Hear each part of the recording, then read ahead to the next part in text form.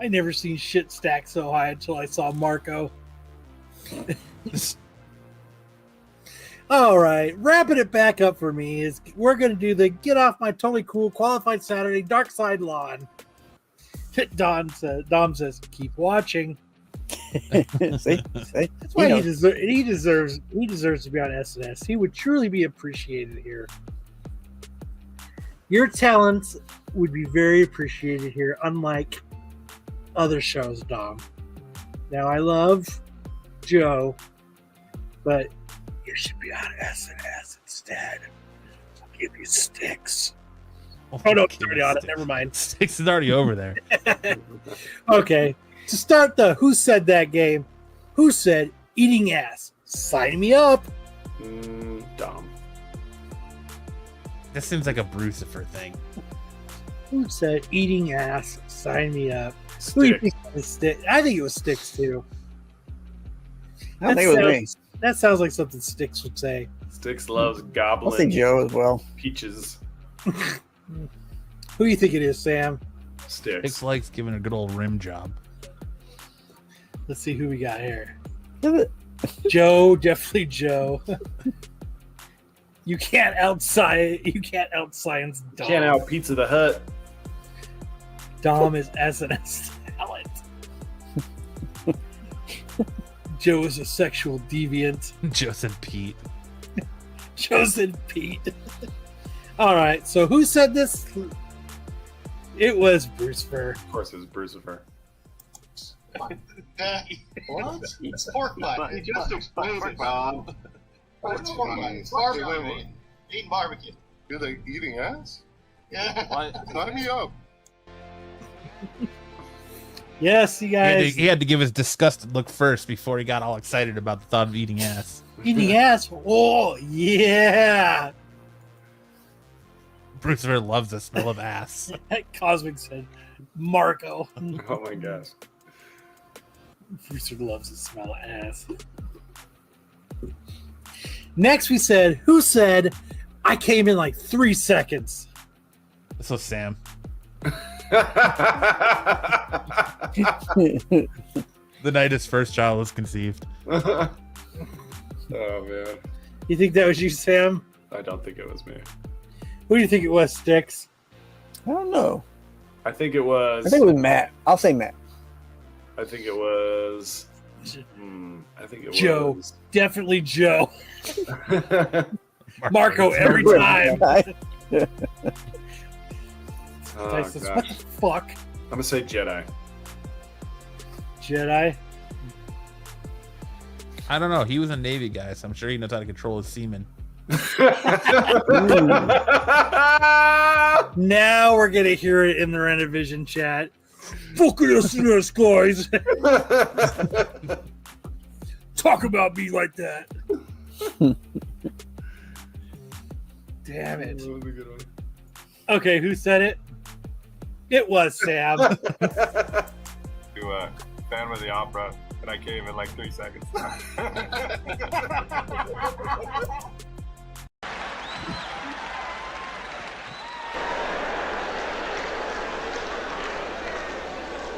Snake.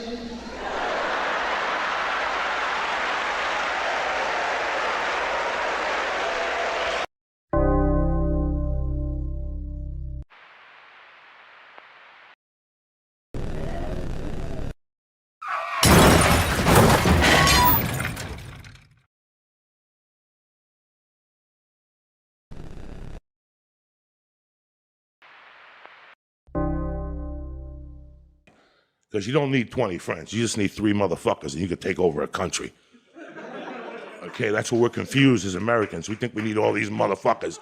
You give me 3 bad motherfuckers and you're finished. You understand me? You're fucking finished because we got each other.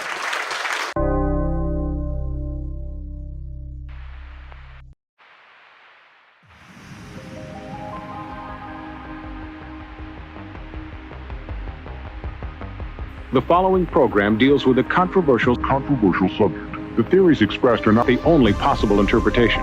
The viewer is invited to make a judgment based on all available information.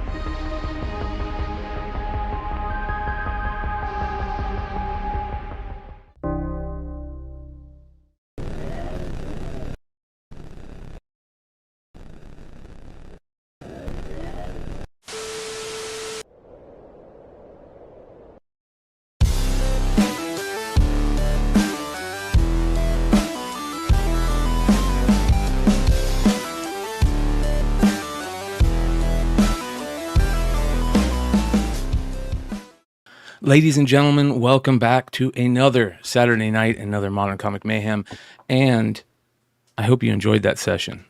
Because I definitely enjoyed that session. I was telling Yi, before we went on the trip, we stopped by my favorite dispensary, and shout out to Lord Zero, and I picked up some really good concentrates just for the whole fucking point of being able to put them in your blunt, right?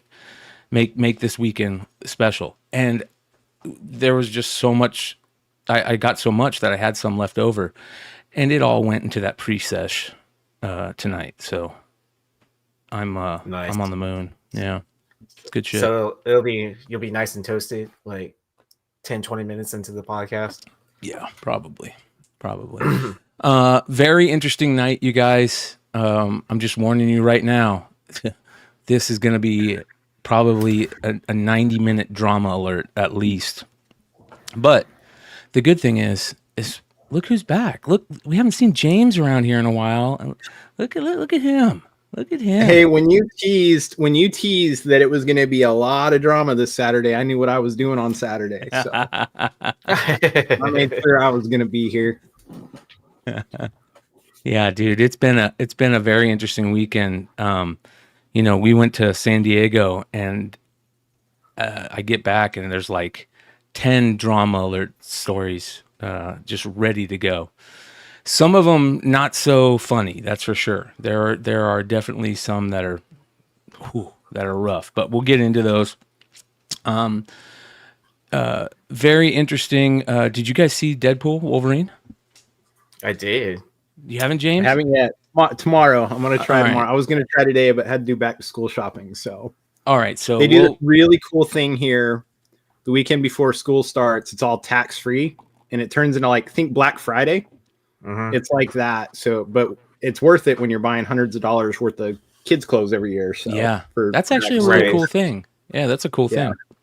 Yeah, Texas was doing that for a while too. Yeah, it's nice. They do it on school supplies and stuff too. So like kids and teachers and stuff can all load up. But yeah. Oh, I just buy shoes throughout that entire time. Yeah. Oh, that's what I did. I bought a new pair of new pair of Pumas. The wife bought a couple things. Yeah. Yeah. Damn, I haven't Florida, it's tomorrow. 2 weeks. Tomorrow. Oh, that's cool. Florida. Is there any other states that do that? If you guys live in a state that does that, I want to know, because that's actually really cool. Yeah, Brad said in Florida they do it for 2 weeks. Oh, that's awesome. Yeah. Yeah, they only do it for the one weekend here, which is it's crazy because like anywhere near a shopping center today was like 30 minutes of traffic just to get into a parking lot. It was wild. But don't feel bad if you guys spoil any Deadpool for me. I'm not too worried about it. We're not. I don't want. We won't spoil it yet, but I will say this: it wasn't as good as I was hoping, which is, and it's very rare to have that happen where it's just like better than you even thought or as good as you thought. But it wasn't bad. I'll say that. They did some really cool moments. They hid some really cool things. On a scale of 1 to 10, what do you give it? An 8. Yeah, I thought it was a solid 8. Yeah, approaching a 9. Like I wouldn't give it a 10 or anything like that. Like 10, I reserve for like Endgame, Infinity Wars, like that kind of thing. Yeah. Um, but definitely like hit a lot of check boxes. I feel like if that's where you put a 10 as Endgame, then an 8's it's going to be enjoyable. I'm sure I'll enjoy it. I'll tell you this, the fight scenes were fucking badass. There is one fight scene that it's choreographed really well. They do a good job with it. You know, they did a good job with the fight scenes. Yeah. I like the opening fight scene. Mm-hmm. Yeah. Yep. They did some cool comic book moments, which was cool. Yeah, as long as there's enough to, I don't know, geek out over. Oh bro. Yeah. Most definitely,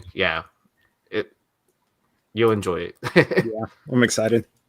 I think it's very hard to be as good as Endgame, right?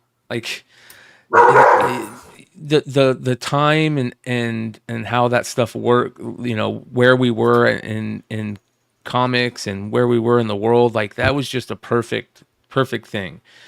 8 years of buildup. Yeah. You know what I mean? It was the climax of 8 years of buildup. And now we have nothing but superhero movies. Then we didn't have, it wasn't all superhero movies. Now that's all, 1 out of every 3 movies or 4 movies, a freaking superhero movie, it feels like. So yeah, but it was good. It was worth watching. The funny thing is the stories I'm hearing about people getting mad because they didn't get their popcorn buckets. Like, people go in there and they sold out of their popcorn buckets, so they're pissed off that they didn't get their popcorn buckets. Like you're going just for that. And then you just see the movie. Yeah, get the fuck out of here. It is what it is. All right, let me send out a couple links here. One of the craziest things coming back to all the drama this week. It's been very interesting, and I'm sure we're going to be all over the place with these conversations. People are going to join in and want to talk about certain things, but we just got to get to it because there's a lot of it. I got at you, McClay. I hope this makes your comic book drama, because these dudes, goofy ass dudes. Into the news. Into the into the But let's get down to business. All right, down to business. One of the most interesting things that happened at San Diego. I don't know if you guys saw. It's interesting, but it's something that none of us want to see happen. But did you guys hear about the human trafficking at San Diego? Yeah, I saw that news alert. Like as soon as I got back, I was like, kind of like, what was it? 14 people are arrested in that, and then 10 people were recovered. Yeah. Like saved. And the first thing that I thought to myself was like, so that's why my prostitute never showed up. Disavow. Pull out the disavow early on this one. Yeah, that was. I had to say. I had to. Make of course joke. you did, dude. Yeah. Yes. You swing and you hit one out of the park. It was a good one. Yeah. I think it's just something like it's great that they're on top of stuff like that, and it's cool that they caught it, and it's fantastic. They rescued those I'm assuming those girls. That's unbelievably awesome. This happens though all the time at these things, I'm sure. So it's cool to know that they were keeping an eye out for that, and hopefully this is just like the beginning of that. Yeah, let's. Because anytime there's going to be conventions around, there's going to be prostitution. And anytime there's prostitution, there's you've got victims like that. So it's good to see that they were proactive with it. Oh, can you imagine how bad LA is going to be if they go, or LA, Las Vegas is if they're going to go to Las Vegas? All right, here we go. Let's check this out.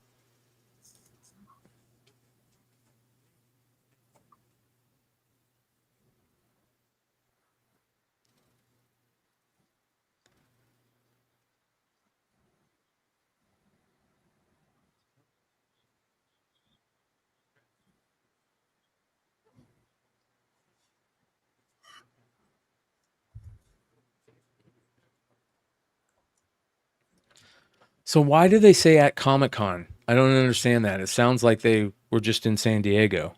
I mean, was this a special thing for Comic-Con, So I think like traffickers will use these big events to try to like blend in with the crowds and stuff like that. Because I know I forgot who was mentioning it, but like during Super Bowl, there's always like a big bust that usually happens. Yeah. Well, San Diego, the people that run the San Diego said that it is our understanding that the arrests were made outside of the event. We work closely with a variety of law enforcement entities throughout the year and stand ready to assist in any way we can, and called it very disturbing. So that's interesting. Man, that's fucking crazy. That's our world, though, unfortunately, and it's good that some people are out of that world. Hopefully, they won't let them go at some point. Just need to end them. Brian, some people are saying there's no audio. I don't know if that's still going on or not. Check. Oh, it's just for the video. Okay. Yeah. I apologize, you guys. Let me run it again. We do crisis intervention. We do case management. We find them jobs, housing, and everything. San Diego ranks 13th for human trafficking among a list of large cities. The state attorney general, who organized this Comic-Con sting, says that he's working sex trafficking cases here all year round. During Comic-Con, task force members posed undercover as sex buyers to contact potential victims and arrest their attackers. Fake advertisements soliciting sex were also posted to arrest further buyers. We will detect you. We will dismantle your operation. So none of you dirty comic people look for sex, at the next con, because they're onto you. We will arrest you and hold you accountable. The 14 arrested face solicitation charges. Attorney General Rob Bonta tells NBC7 large events that draw hundreds of thousands of people, like Comic-Con, attract traffickers and sex buyers. There you go. These events, unfortunately, often come with a heightened level of human trafficking activity. The Attorney General says there were not the type of stuff we want to be associated with comic books. I bet you San Diego Comic-Con's like, what the fuck is your problem? Why do you got to say we're involved? Why do you got to name us? Oh, their brand is like tarnished, right? With yeah. It's pretty ridiculous. But yeah, that was pretty interesting. The National, there was a lot of drama at the National. Have you guys been paying attention to the National? Yeah, like some crazy stuff with that, right? Like, yeah. So who bought that case of exquisite basketball for like $80,000, and then obviously the guy can afford to spend that much money and then rip the boxes open because he was like in a private jet, and then turns out the oh, there we go. Yeah. Oh, Shine or yeah. This is crazy, dude. I saw something on that. Yeah. This is nuts. Go ahead, Yi. I'll just I'll.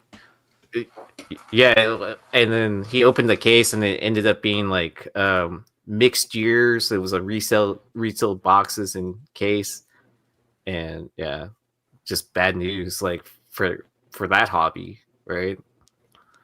Yeah, I feel like this is a yearly thing with National, though.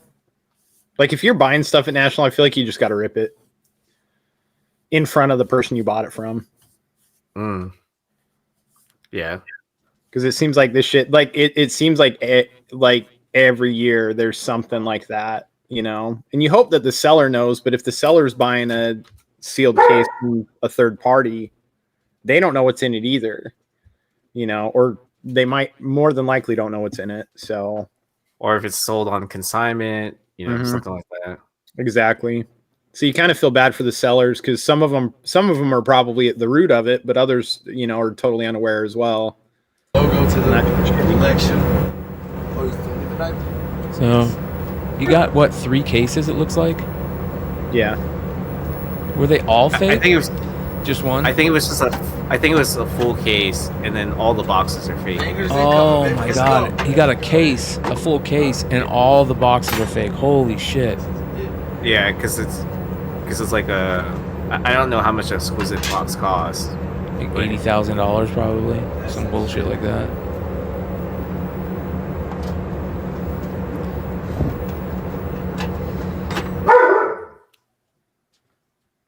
Oh yeah, Trish was at SDCC. Yeah. Yeah. She's on the jet right now. Ready, Del? Absolutely. So how did you take them out? Just pull out. There you go. There's one still in the bottom at least. And there's a redemption in there.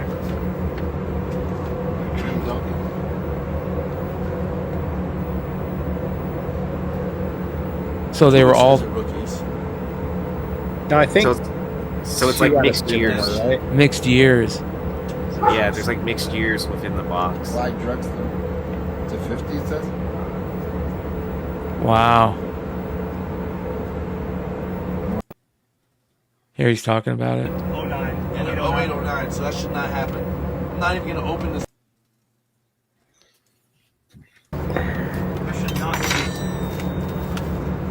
He's pissed. He just found it out. You see? That's 0405. Oh, wow. Okay.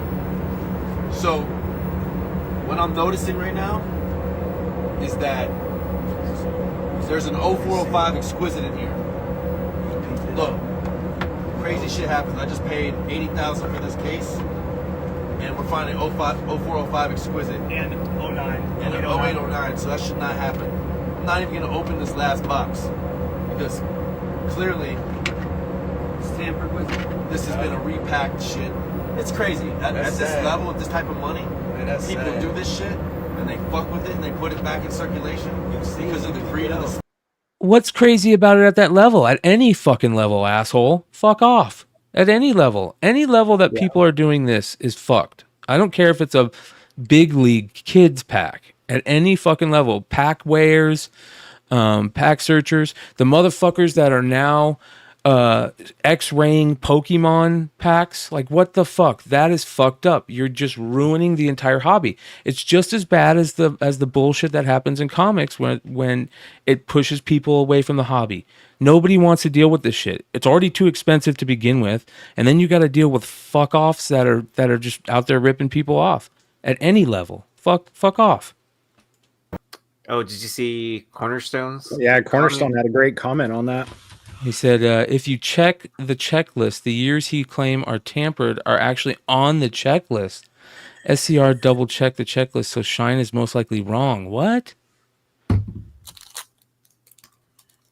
What? Beckett checklist has 04, 05, 06, 07, 08, 09. Yep. Look at that. No shit. Mm-hmm. May want to actually look into what you're dropping money on if you're going to claim to be part of the hobby and yet not know the basics. Oh, wow. Tim Duncan 0405 not on the checklist though. Wah, wah, wah. Yeah, sorry. Fuck. Maybe you need to go and look into what you're talking about on IG before you post it. Beehive Onic. No, I'm just joking. Checklist isn't complete because Upper Deck never put out the actual run totals checklist for the product. Oh, well. Wah, wah, wah. Maybe McClay should not talk shit about somebody before reading the next paragraph. There are videos from the lease year that have 0809 Tony Parker base cards, but those aren't Beckett's list either. It's impossible to know which base cards were and weren't inserted from other years with the set, but there's 100% well-documented proof that they meant to be in there. So do they get the previous year stuff from buybacks or what? Probably, or redemptions that they never got, you know what I mean, fulfilled. Yeah, never sent assholes. out. Yeah. He's just mad that he didn't pour a Jordan, Kobe, or LeBron auto. Is what it really is. Somebody goes, that post sure came down faster than it went up. Stick to prison Monopoly cards, bro. That's funny. Yeah, dude. The card world is crazy. And if you guys haven't heard about the Pokemon stuff, did you guys hear about that? Mm-mm. This is crazy. So, I forget which YouTuber did it, but you're talking about the MRI thing. Yes. Yeah, that's pretty wild. It's a cool story, but it's like, I mean, we all knew it was happening, right? We already knew this was happening. It doesn't surprise me. So this dude bought an MRI machine and fixed it. It was like a broken MRI machine, and he spent a while fixing it and figured out that with an MRI he could figure out he had 2 unopened packs of what, like Fossil or something, and was able to use the MRI machine and see what the foils. Yeah, that's what he could see on the foil card on the back. And based on the shape and what isn't foily and what is, you're able to figure it out pretty quick. So he scanned 2 Fossil packs and was able to figure out what was in them. Crazy. This is nuts, dude. You cannot trust anything anymore, you guys. The breakers have ruined wax. And unintentionally or intentionally, as soon as those backyard breaks kids started pulling all those cards, and everybody remember the first year where they figured out how to tell where the kabooms were in the Crown Royal by the digits. As soon as that happened, you cannot trust anybody's wax anymore. Period. Yep. Not even from the manufacturer.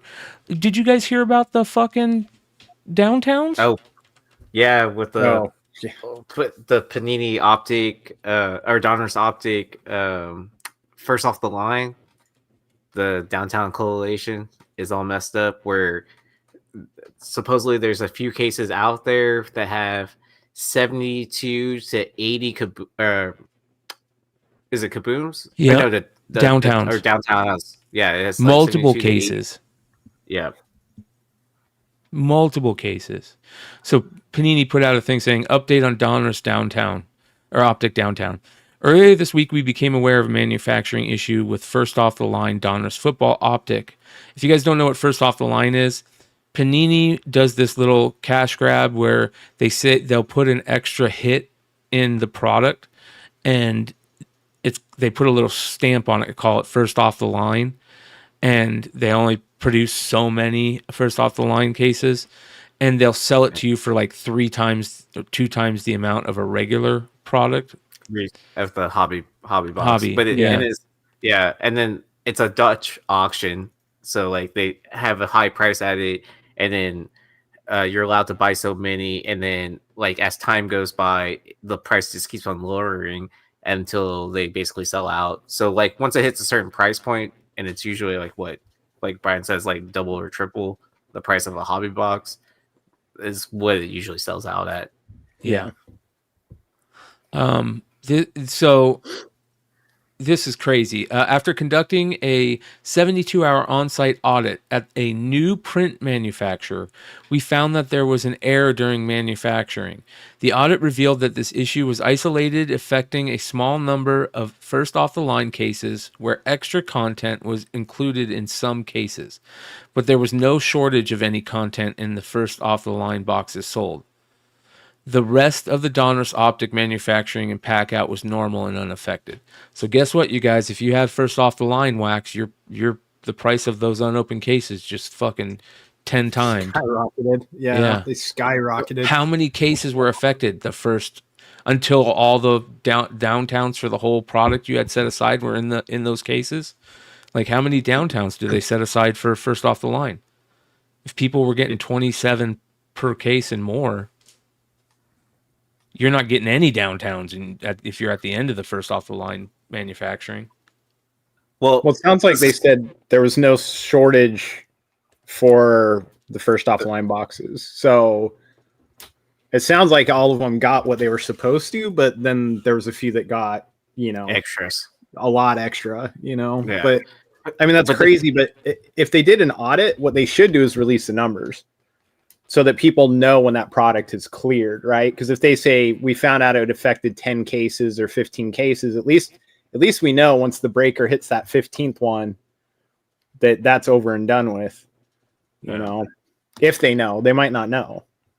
Well, does this affect the price of the value of a downtown, right? Because there's and look who's one of the people that got one of the fucking hit cases, right? Are you kidding me? Like this, you can't, like, what is going on here? Things that make you go, This is just watered down the downtowns, though, for this year. Like, for first off the line. Oh, yeah, there's so many out there. It's the same amount that's out there. It's just one person got them all, I don't think it should, but it will. Yeah, optics. Effectively, it should not, but I'm sure it will, because it seems a lot less scary. it doesn't seem like a rare product when you see someone open a case with 25 in it. Yeah. You know, it's not that it's just not. So, I mean, it's not like, any less rare, but yeah. I just want to see someone open up a pack and there's like 4 downtowns in it or something. That'd be funny. This is like, it's funny that Backyard Breaks is one of the people. That's what's funny, right? Jesus. Yeah. Well, here's the thing with the Pokemon stuff, right? That's, to me, that's fucking searching. That's weighing packs. That's the reason you're doing it is to put one over on somebody, right? You're not X-raying packs so you can open them. You know what I mean? You're not X-raying packs so you can go tell your friends, I bet you I'm going to pull this out of here. You know what I mean? You cannot buy old Pokemon wax at all anymore.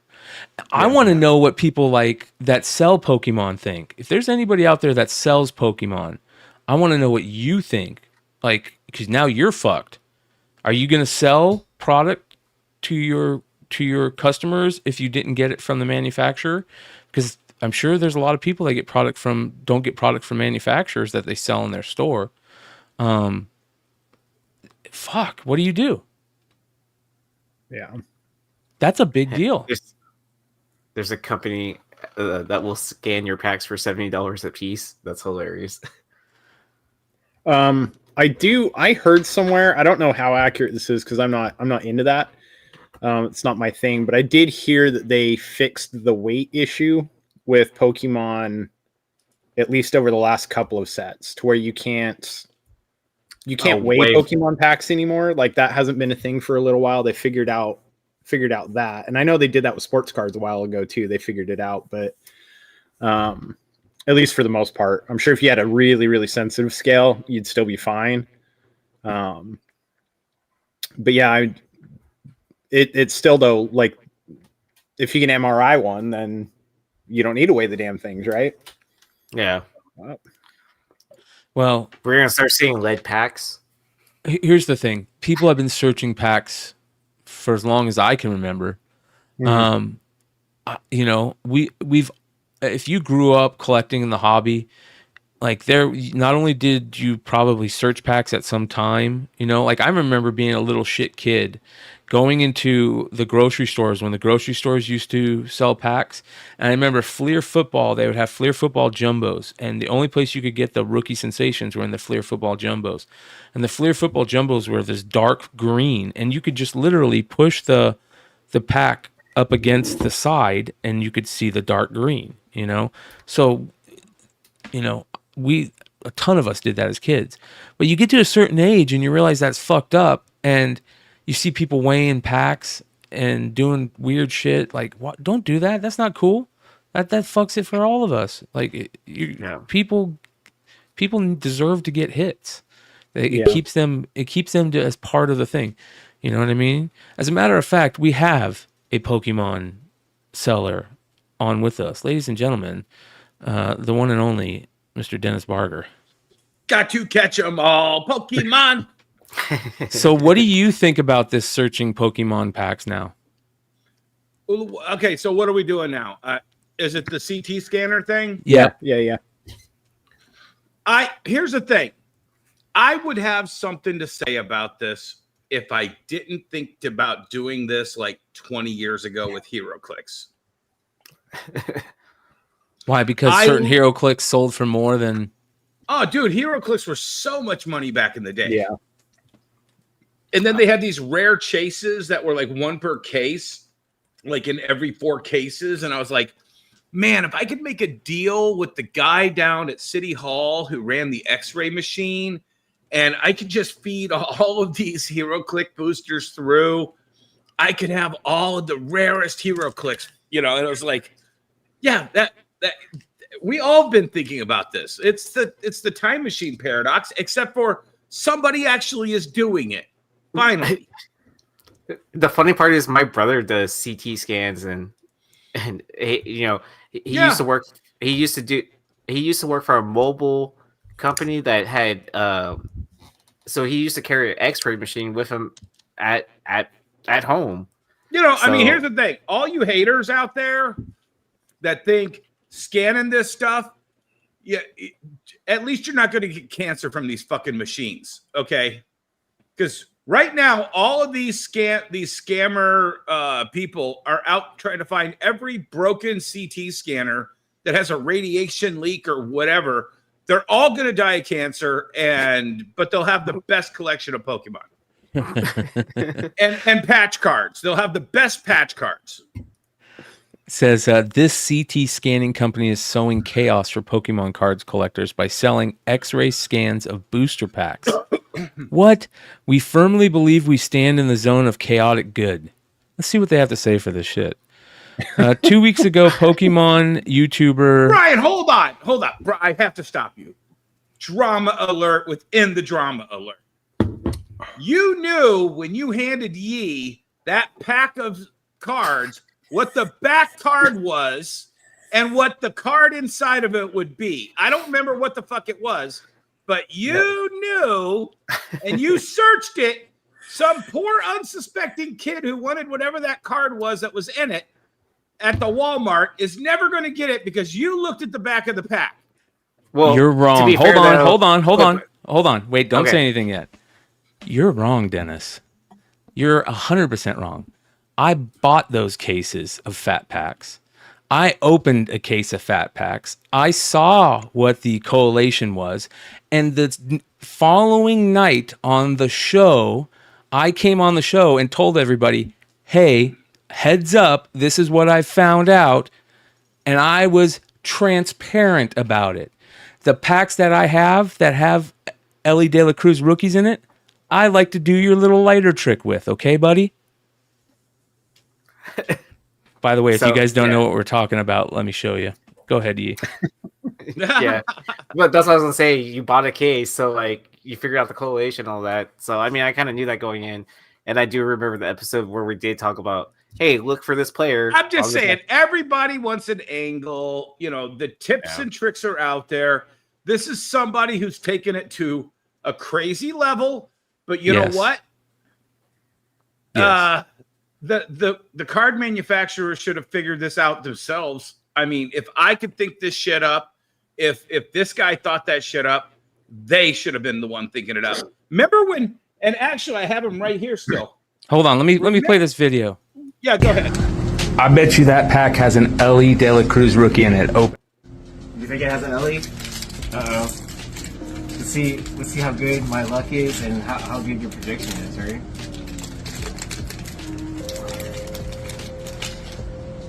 Let's see.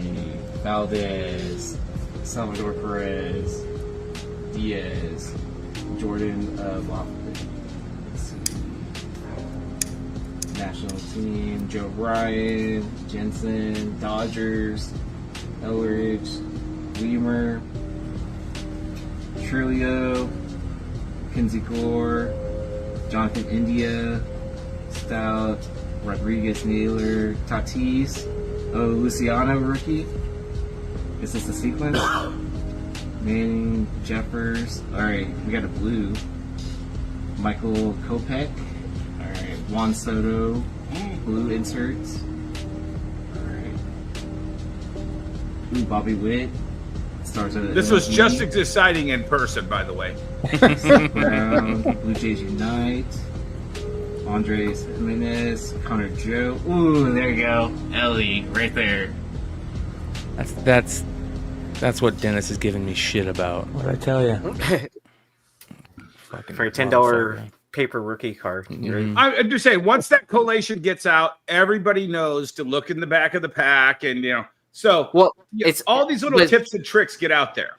Yeah, but I mean, it's like the same for like 86 Flair basketball. Like when you open a box, like that's remember Whatnot. We called Whatnot out on a drama alert because of that whole thing at the National. Guys, I'll go back to Marvel. Was it Marvel Universe?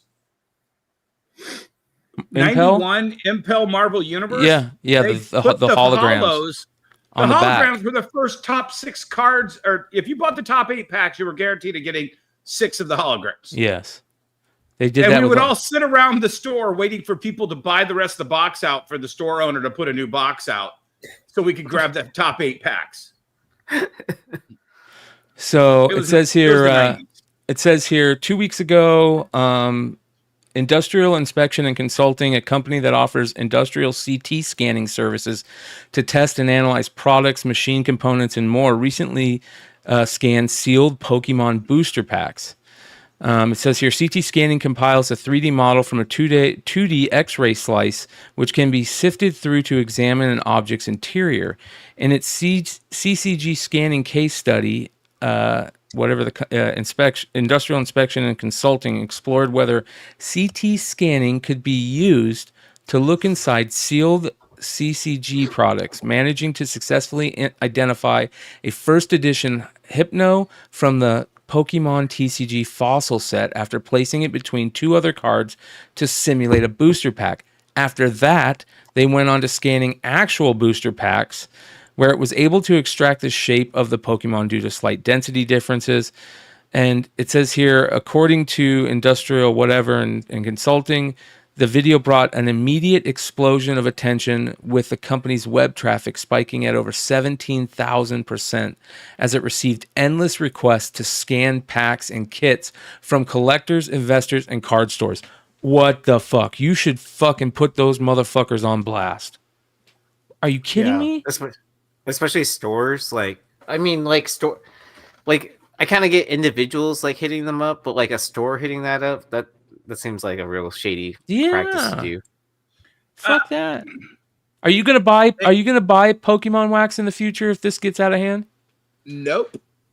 But I don't. Here's the thing. I don't buy. I've had some suspicious Pokemon packs come through my store. I had a guy come in with a sealed 10, and I looked up all of the sales of sealed 10s, and the shrink wrap was a little off. It was missing one of the stickers on the outside. Guy got totally pissed that I was calling out his shit, but I'm like, no, it smells bad. Walk. Yeah. You know, I had Magic cards somebody brought in, maybe the best fakes I ever saw, or maybe the worst condition real ones I ever saw. The paper was just off. You know what I'm saying? There's just certain times when you just have to go walk away. Yeah. And I'm not saying everybody has to get scammed and everybody has to get busted, but once you know this shit's out there, you've got to beware. You know? It says here, collectors can request a quote to have their boosters X-rayed starting at $75 a pack. Mm-hmm. Crazy. Well, it kind of reminds me of that video that went out like maybe like 2 months ago, where it's like it's a bunch of Pokemon collectors or card whatever, and they have cases and cases of those Pokemon 10s, and they're opening them up, weighing the packs, and then like resealing like the 10s, like so they took out the hits and stuff like that. And no, it's always been going on. That's why the real commodity with cards is buying the card.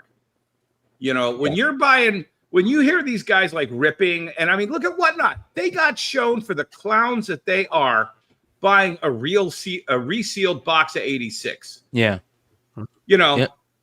If they can get scammed just throwing money around like morons, anyone can get scammed. Logan Paul exposed the entire fucking world to this. Yeah. That it says BCE shrink wrapped a box. No, BCE didn't shrink wrap it. They shrink wrap. They put their logo on it. I got you. Yeah. They authenticated the sealed box because they said the seal was right. Yeah. They opened it in front of Logan Paul. This might have actually saved the entire thing because you would have seen G.I. Joe. Yeah. Oh, yeah. Wait, I'm just saying this might actually become a tool to expose scammers. Yeah, but the problem is, what if the people that are authenticating it can see what's in there and they just switch the product? Oh, well, trust me, I would not trust these guys one bit. Yeah. No. If I sent them an alpha Magic the Gathering starter and they scanned through it and found the Black Lotus, you're telling me that they don't have enough time to buy another one on the open market, bring it over, scan it, and then send that to me and go, yeah, you got a dual land. Here you go. Yeah. It says And here. I'd be happy. I'd be like, oh, cool. I got a dual land. That's, $15,000. But I would never know that I.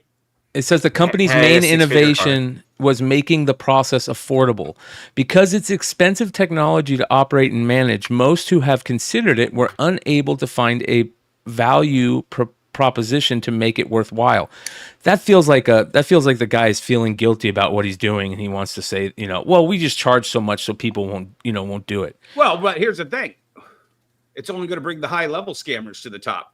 You're telling me somebody doesn't have an exquisite 2003 box of exquisite, and they're not going to scan through it and find the one of one number?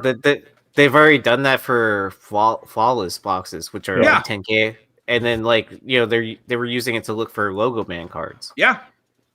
So it's the same. But all the one of ones will be exposed because those little metal foils are going to stick out like a sore thumb. Yeah, I'll stand out real good. Except for the ones where Topps forgot to put them on. Other than that, yeah. So, all right, we're going to get into our next topic, which is very interesting, and we're probably going to have more content coming about this topic at some point too, because it's just such a great conversation to have. But have you guys been following the Roy Thomas situation? Yeah. Oh my God, man. So if you guys, fans of Beyond Wednesdays, will remember a few months ago, we were going over, I had seen this Instagram post from a big presser, a comic book presser on social media, where the comic book presser was talking about, he had somebody that had a signed Hulk 181 signed by Lynn Wein, Herb Trimp, and Ramita. Okay. And it never got pressed, but you could get it pressed and then send it back in and get the same yellow label if you send it in for the Roy Thomas signing, who had just been added as a co-creator for Wolverine. So you could get around, cracking the book and not having a witness see the other ones, press it, send it in, get Roy Thomas to sign it, and you'll get another yellow label, so you don't have to worry about it. This is bullshit. This was before the JSA stuff, right? And that was a big deal to me, for Drama Alert. So I talked about it, but in talking about it, it made me go, hold on, what is Roy Thomas doing at getting credit for this after the three other dudes have died? That feels a little weird to me, considering Roy Thomas was just the editor, and all he did was say, "Oh, it should be Canadian. You should make the character Canadian." Right? Like, it just felt a little weird. Okay. Then this last weekend comes out that Roy Thomas told The Hollywood Reporter that his controversial Wolverine creator credit at the end of Deadpool and Wolverine should have come first, ahead of Lynn Wein, John Romita, and Herb Trimp. What the fuck? Did he really think that was going to help him in any way? It'd be one thing if the other dudes were still alive to come and say, no, you weren't there, or yeah, he was there. But these guys aren't even around anymore, and it sounds to a lot of people out here, including a lot of creators we're going to talk about here in a second, it sounds like he just wants to get in on the cash. And he's going to take money away from their families, because his, Herb Trimp's family, Lynn Wein's family, Ramita's family are getting that money, those creator checks. 8% less if they split it 4 ways. Yep. Which you say, it might not be a ton. Listen, it's still and for Marvel, it isn't. Yeah. But I mean, so now tons of people are talking about it. I mean, Rob Liefeld. Go back up there for a second. Just to the header credit. Okay, I'm only going to say this as a kind of a straw man argument. Roy Thomas, obviously the colorist doesn't take credit in the creative process. Yeah. Other than if he chose yellow and black, but I doubt it. Yeah. Artie Simek, the letterer, amazing. He wrote the word Wolverine for the first time, but that doesn't count. Yeah. But the editor is fully emblazoned as big as the other three creators. You know, and I'm sorry, the inker maybe gets a little credit because Wolverine's a very dark character, you know. Well, how about this? Romita's not on there. Exactly. But he had just as much in the creation. So like maybe that we need a documentary done on this. Like roll out where the documentary. I'm sure Roy filmmakers. and his manager John will be more than happy to help produce that. Yes. Yes. As long as they get credit for it. Their names are going to be listed first, right? Yeah. Yeah. Yep. As long No, as they're I've met named Roy. listed. Roy's phenomenal. Yes. I know his manager, John Simone. I don't know how to pronounce his last name. He has done incredible work as a manager, getting Roy out there, getting Roy in interviews. You know, Roy is no Stan Lee, so he's never going to take that mantle. No. I've said it here. I've said it before. Rob Liefeld is the closest thing we're ever going to have to a Stan Lee pitchman for Marvel Comics. This is, I think, Roy saying, let me get as much credit as I can on my way out so that, you know, my kids and grandkids can say, hey, my grandpa helped create Wolverine. You know, I don't know that I would do it, but that might be the motivation. I don't know. Yeah.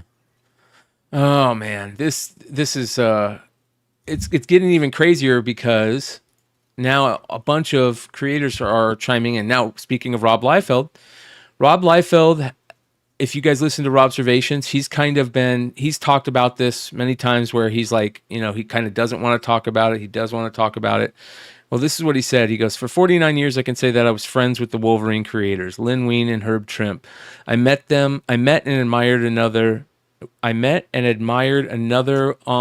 of the Wolverine creator chain, John Romita Sr. They are all passed away, no longer with us. At this point, I have to believe that the counsel being given to the former editor-in-chief is terribly compromised, whoever that may be. That's a great line, and there you go. That's exactly what you're saying. Let's put it this way. Rob knows everything I know and everything everybody else knows. Yep. In my honest opinion, someone should have thrown themselves in front of this article before it was sent. That is a great fucking tweet from Rob Liefeld. That's about as good of a tweet as you can get. Fabian Nicieza says, he was the staff editor, and historically, editors have not been credited or compensated for creative contributions done as their part of their job. Period. He can verbally claim co-creator status all he wants, and I would begrudge that based on his contributions, but it shouldn't be acknowledged or compensated by the company as such. I mean, a ton of the creators. Look at Mark Waid. I'm not a fan of Mark Waid. I think he's a douchebag. But Mark Waid came out and straight up said it. Just straight up fucking pathetic. I mean, Bill Sienkiewicz. Okay, yeah, drama alert. I agree with Mark Waid. yeah. A lot of us agree with this Mark Waid sentiment. Bill Sienkiewicz, he says, when shitting the bed ceases to be an unfortunate facet of flawed humanity and hubris, and instead threatens to overshadow one's entire legacy. Yep. If you guys don't understand that, fucking Roy Thomas completely shit the bed, and he could have just sat back and had it happen behind the scenes. Instead, this is going to ruin his entire legacy. And Roy Thomas has a huge legacy in comic books. You know, he's the original fanboy that became, him and Jim Shooter, the original fanboys. He helped co-create the Conan Marvel. Yeah. He created the Defenders. Yep. He is a huge part of comics. Why did he need to get in on this? I just don't understand. Barry Windsor Smith seems he'll stop at nothing to take credit for others' work. So he must be taking credit for something Barry Windsor Smith has done. All right. Josh Adams says, whoever it was at Hollywood Reporter that gave Roy Thomas. David Macho fucking nailed it. Oh, yeah. Seriously, shut up, Roy. Shut up. I'd say Shimano, but I don't know what that means. That's the manager. Okay. I think everybody understands what's happening here. Yeah. I mean, it might. I'm just going to play devil's advocate and not try to get political, but be political. It might be a Joe Biden situation where somebody has been earwigging into him for a while, and he's might just be compromised enough to. Yeah, kind of like what was we saw happening with Stan Lee at the end of Stan Lee's career. Exactly. Or life. So I'm not going to throw Roy under the bus. I've met him. You know, I've enjoyed my meetings with him. His contribution is 60 years worth of amazing stuff. This might be something that we don't understand, but I think everybody in the industry knows that it's not just Roy that's helping this move along. This is interesting. Ryan Dunleavy says, "What a tool! I've written more Wolverine comics than Roy Thomas has." Matthew Rosenberg says, "Movie hasn't even been out a week, and the Hollywood Reporter is already posting spoilers revealing who the villain is." Woo! Jesus. Let's see. The trailer showed who the villain is.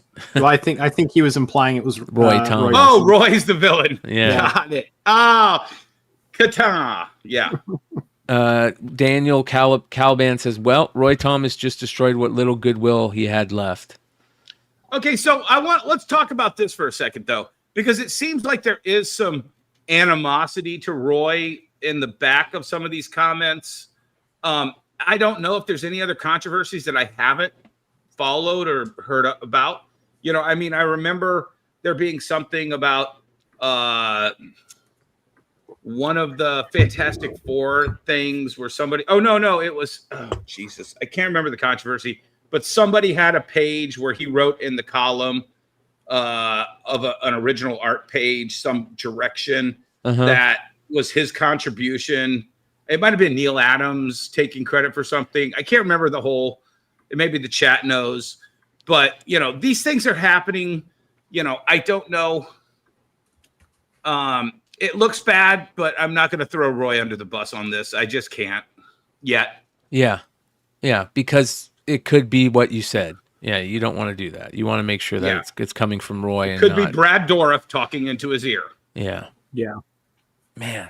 We need to take the castle, you know, whatever. I haven't watched Lord of the Rings, so I can't pretend.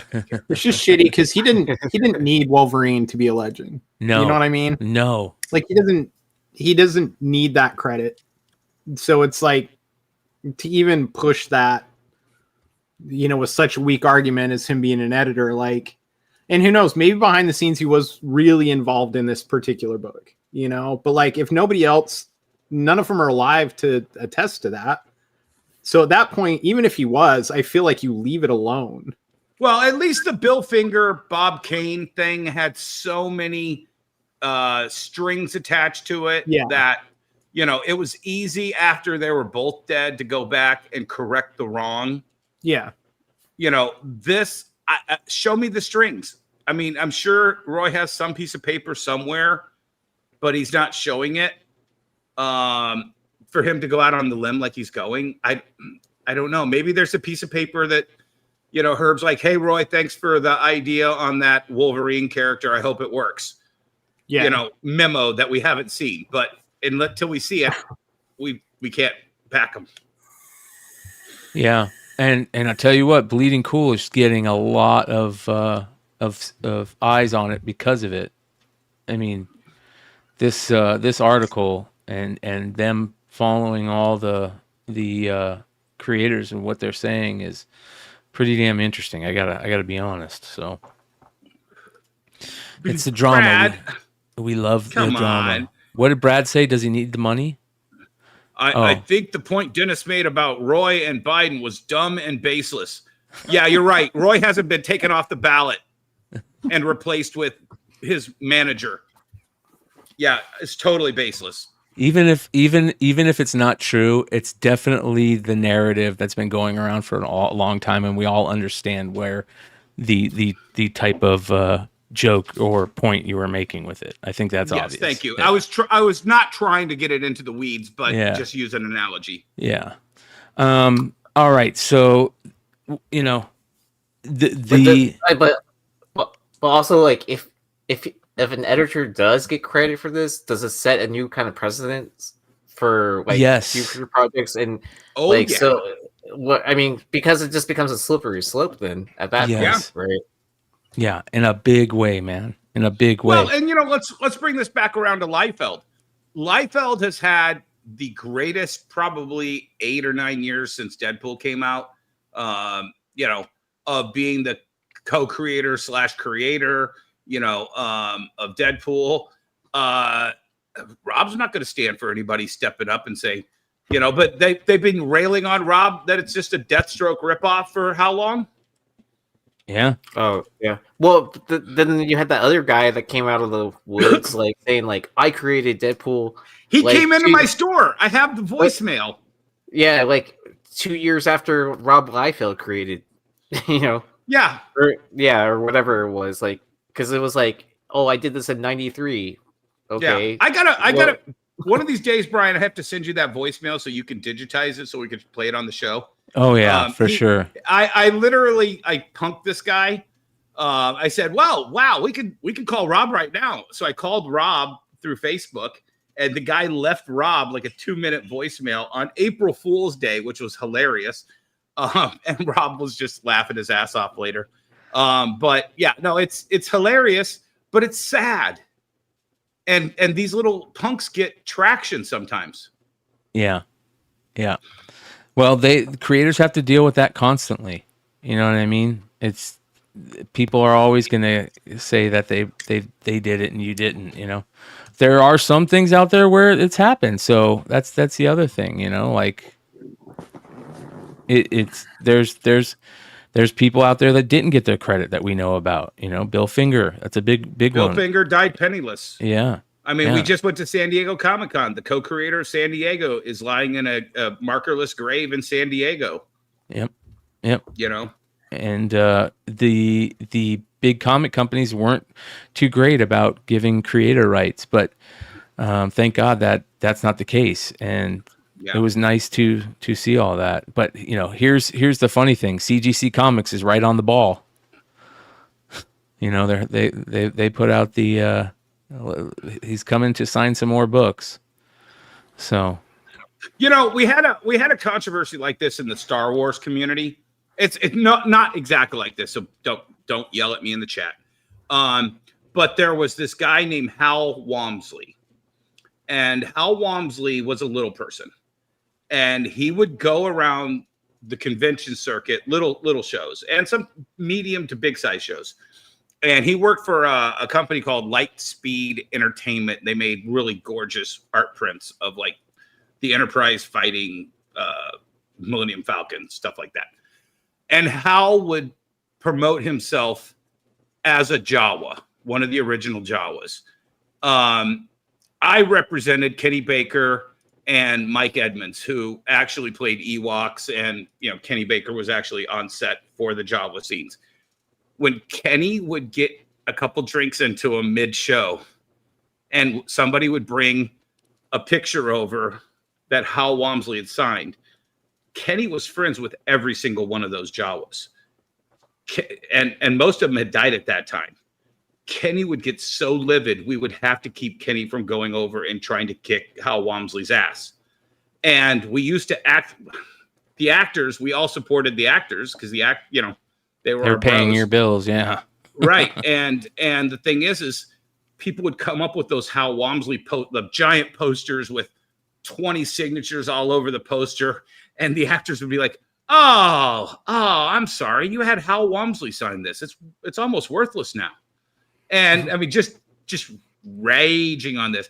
We had people like go right over to Hal Walmsley. He's like, "No, my mom took me to," and like, okay, but you don't have the proof. Show me one picture of mommy's little boy in a Jawa costume on the set. Everyone else had lots of background pictures. There's Stolen not one valor. picture of him. Stolen valor.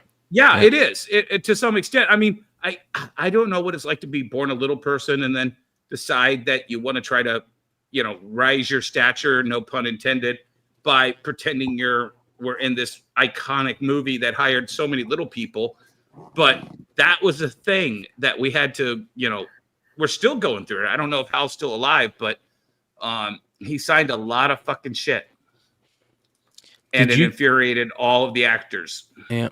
Did you guys happen to see the new Bruce Timm Cape Crusader stuff? I started watching it. I'm like 3 episodes in. I've been enjoying it so far from what I've seen. Yeah, it's very interesting. I'll say that. Some of the changes, some of the character change swaps are kind of ridiculous, and I hate to say this because I'm such a big fan of Batman the Animated Universe and Bruce Timm and Paul Dini and everything that what they created is amazing. But this right here is like, I will quote, and how am I taking the wrong side on all of these? To defend Bruce Timm, I will quote Winston Zeddemore. If there's a steady paycheck in it, I'll believe in anything. Yeah. I guarantee you Bruce Timm is not the one that said, hey, you know what's a good idea? Let's take Paul Williams' character of the Penguin and turn it into that. Yep. He didn't come up with it, but he sure as hell cashed the paycheck. And to quote Michael Caine, I never saw the piece of crap, but I've seen the house it bought. This comment by Nimstradamus on Nick GQ's post hits it on the head for me. There are so many iconic females in the Batman universe. This is so unnecessary. That I will always stand by that like we have you don't have to do these swaps that they've been doing for so long. 99% of the time they don't work. Ivy, yeah, Harley Quinn, the Phantasm, and even the new ones. You can even get the new ones. Punchline. Like there's you don't have to do these swaps in order to make the point that you're trying to make. And I'm sorry, but every time I see this now, I just think, oh, you're trying to make some type of point here. You're trying to make some type of this is some type of message or something, because I don't know what else to think. If it's not, and I don't want to see this be bad. I hate to see things that I love, take this turn, but it feel like that's been happening a lot lately. And here's Batman the Animated Universe doing it too. Supposedly they also I haven't seen I've only seen a small part of it so far, so I will say that I'll give my full opinion on it after I watch this, but this isn't going to help it going in. Yeah. I mean, so far from what I've seen, like I like the animation style that Bruce Timm does. The only thing that throws me off is like growing up, like watching Batman animated series, like I know Kevin Conroy passed away, and it's not an easy transition to not hear his voice anymore. Mm-hmm. Even though like the voice actor is like somewhat close, but not, it's obviously different. But I mean, I don't expect it. Well, here's the thing. I'm going to quote the Jurassic Park quote I always quote. They saw what X-Men 97 did, and they wanted to emulate it, but they didn't ask, should we emulate it, and should we go this crazy on it? It's clear that they wanted to do this nostalgia bait, animated series. Hey, we were before X-Men. This is going to be easy for us to do. And then you ruin the nostalgia. Yeah. Yep. So, but I've heard good things about it too. I've heard that some of the characters that they've kind of changed up a little bit are good. We'll see, but that doesn't make me happy going into it. You know what I mean? Did you guys see Swag's video on the CGC trial? No, but I'm going to get a lighter. You keep going on. Swag's he's right on. He does such a good job with his content. But he kind of went in and he did a good video on this. Did a little interview and stuff. And have you guys been following this at all? The whole CGC thing?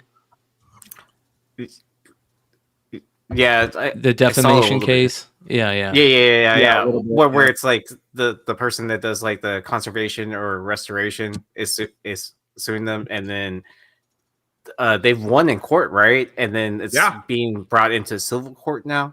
So what it sounds like is there's these people out there that are good at restoration, and I don't know much about the company. It sounds like they were all along. They kind of walked that on the other side of the line, where it was like, we're transparent about what we do. We want to restore books, and to get the best grade you can with staying in the bounds that is set, by CGC. And I don't know if that's true. I have to look more into this company, but that's what I've heard people say, and I talked to Swag about it, and that's what Swag kind of talked about. And, I know Thorough, I think, has been on this too. This has, the company, basically, it sounds like they went to CGC and said, hey, we've... The other way around. Oh, CGC went to them and said, hey, Yes. we want to learn your, yes. But didn't they go to CGC first? For some reason? Well, they wanted to know what the parameters were for this kind of restoration. Because they kept getting... If you've seen those videos of people restoring old classic movie posters and rock posters, yes, I think they started their process at something like that. And they were like, does this change things? And they were asking questions to make sure the restoration was good. And then they started submitting books. And the books were like, holy shit. Like, they were like Red Hood times 10 level of restoration. Yep. And Matt Nelson, being the guy who does restoration at CGC, was like, hey guys, I'd love to come over and see your process. How are you guys doing all this stuff? And they were like, yeah, sure, Matt, come over here. And they showed him step A, and they showed him step B, and they showed him step C. They might have skipped step D and E because that's like a trade secret. Like, we're not going to tell you what chemicals we use or whatever, and Matt Nelson's like, oh yeah, thanks a lot, guys. And then basically they started bad-mouthing them to all of the people, to the point where Heritage would not accept books from them. And then they proved it in court, because this isn't me speculating. CGC undergraded their books intentionally. Because then they started getting another grader to look at these things. They're like, no, we would grade this higher. That's why Heritage, CGC, Matt Nelson, all of these people were dragged into court over this thing. And when the court decided, yes, CGC did, court ordered, slander this company's tactics and abilities to the comic book market. And they showed their numbers. I mean, they went from like, I think $10 million a year to restore these books down to like 1 million. Or no, I forget what it was. They lost $1 million a year in revenue for like the next several years. And that was how they came to the $5 million suit plus $5 million for the defamation, basically. Yeah, so it sounds like basically they got butthurt because they weren't telling them. Wow, look at this. Thorough said CGC said Matt Nelson said it, not them. That's very interesting. Yeah, I know. That's why he had the two giant laughing emojis after that. Yeah. And I really want to try and reach out to Matt and see if I'm sure he'll probably say he can't talk about it because of the lawsuit and stuff. But I'm still going to reach out to him and see if he wants to come on and talk about it, because that's very interesting to me. That's especially with PSA getting ready to hit the market and. But I mean, here's the thing: it comes under this umbrella of how much restoration is too much restoration. But they were trying to say stuff like, when they held the book, it didn't feel as rigid as before, like they were taking a coat of something off of it. They were coming up with like these ethereal explanations as to why they were giving these lower grades to their restoration. And I think this was with them submitting them, because they were submitting them for the people who were submitting them to, giving them to them to restore. And they realized that we're not getting treated fairly here. These guys are not treating our restoration, the way we know they perceive it.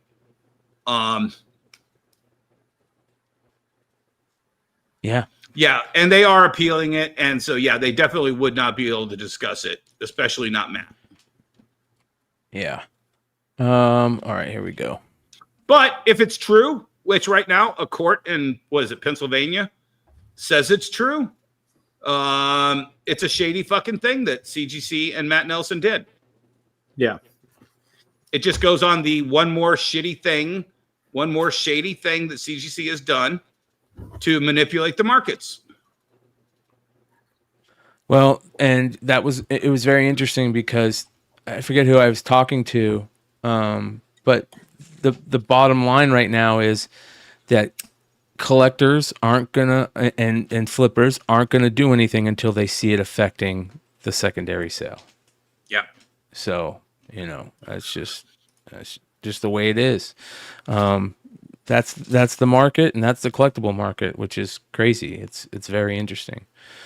Did you guys also see, and this is crazy that we didn't see this in San Diego, which is interesting, but did you guys see the Colin Kaepernick stuff? Yeah, this is very interesting, man. So, supposedly he was walking around San Diego. He was talking to a lot of people and retailers. If you guys don't know, he's been trying to create a comic book, I think, for a couple years now. It's kind of like a semi-autobiographical comic thing. And so it's not like he's just jumping in right now. He's been lurking for a couple of years trying to figure all this stuff out. And unfortunately, one of the things that he is looking into is the AI side of creating comic books. Now, I say unfortunately because the timing on this couldn't have been worse, right? You guys know how I feel about AI, especially with AI in comics. I feel like, it definitely has really bad things, and it would be better if it wasn't there, in my opinion, for most stuff. But we can't stop it now. It's coming, and we need to either change its course so it doesn't crash, or try to, create some stoplights here and there, that type of thing. But he decided to kind of like lean into it, and creators are pissed. So let me go ahead and play this for you so you guys can get a little better idea. I mean, give us the idea, the genesis of this idea, because I'm told it had something to do with the media company that you had started prior to this. Yeah, absolutely. The media company I had started prior to Lumi, as well as the publishing company prior. We faced a lot of barriers there in helping creators both create, the expense, distribution, and also the gatekeeping within the industries. So we looked at those barriers. By the way, that's a big word that he's using a lot, gatekeeping. He's resting a lot on the gatekeeping as his reason for this. It's a flag to wave. Yep. And found a solution to be able to help creators solve that, and to be able to do that at scale. And I think that's really important. And the last piece that's important there is creators also own all of the work that they create. So they no longer have to be commissioned hires. They no longer have to create for somebody else. They have freedom to create what they want and have. Hold on here. He says they own everything they create. Except for AI steals everything it collates into the image, which he is totally oblivious to. Yes. Independence. So people are going crazy on this. And rightfully so. This is Ron Mars. Ron Mars says, "Can you imagine torching your reputation for some plastic-looking artwork with too many teeth and 6 fingers on each hand?" Can I just? I find this absolutely hilarious because aside from Billy Tucci, who I'm sure has never said a good word about Colin Kaepernick, the entire comic book industry mocked anyone who didn't like Colin Kaepernick for the last 10 years since he took the knee. Oh yeah, there's people that are still like they have to say you're a hero, but yeah, but this is the guy they propped up, and now he's turned on him, much like the political right did with Kyle Rittenhouse in the last 2 days. Yeah. This is a teen sensation, Billy Tucci. Shout out to Billy Tucci. He says, "Continue being a forever piece of shit." Yeah. So, man, and people are just they're letting him have it. I mean, there's Bleeding Cool. Here you go. Comic creators react to Colin Kaepernick's AI comics generator, Lumi. I'll tell you what. What's that meme of the black guy next to the tree shaking his hand? Rich Johnston has just been on every one of these, just rubbing his hands together. Just, another story. Yep, another story. Yep. Lumi's pitch is that most people aren't equally proficient at every aspect of making and selling a book, and that AI can fill in those gaps. For instance, if a writer can't draw, Lumi can produce illustrations. Or if a comic artist has a story idea but struggles with dialogue, Lumi can compose those words for their book. Or if they don't want to do anything and they just want to press a button and say go, Lumi can do everything. Yeah, you know. But here's the thing, and it'll go back to the stuff that we talk about on the industry of comics, Brian. Jesse James has the greatest quote. No one has ever come into his store and said, "Tell me what the AI comics are so I don't buy them." Yes, 100%. Here's the thing. Colin Kaepernick is going to make one of these comic books. It's going to get released, and people are going to want to buy it. Yep. I mean, we had that amazing afternoon jam session or late night jam session with Tillervision and Swag, you know, and Swag. Yeah. You know, AI is out there. Nobody has said, "I don't want this AI book." And if they did, there's somebody that'll take it for them. Yeah. Yeah. Well, listen. JC Comic had a great point because he wrote, can't copyright anything that was created with AI, right? So what do they own? And that's true. You can't. Oh, that's copyright. a very good quote, Jace. Or very good cut. Yeah. So if Colin puts out one of these books, we can all print our own because he technically can't be copywritten. So if any creator uses Lumi and exclusive variant, you want to hit up your local printer and print off your own copies, have at the damn thing. Yeah. Yeah. Yep. It's going to be a tidal wave without having to worry about it. Shout out to Darren. Yeah. Shout out to Darren. Yeah. So this is a quote from Scott Morse. He said, "Just days ago, I watched him walk by and I told friends at my booth, he's a good dude. I've got friends that have worked with him. I can only imagine that someone fed him some info lacking in ethics.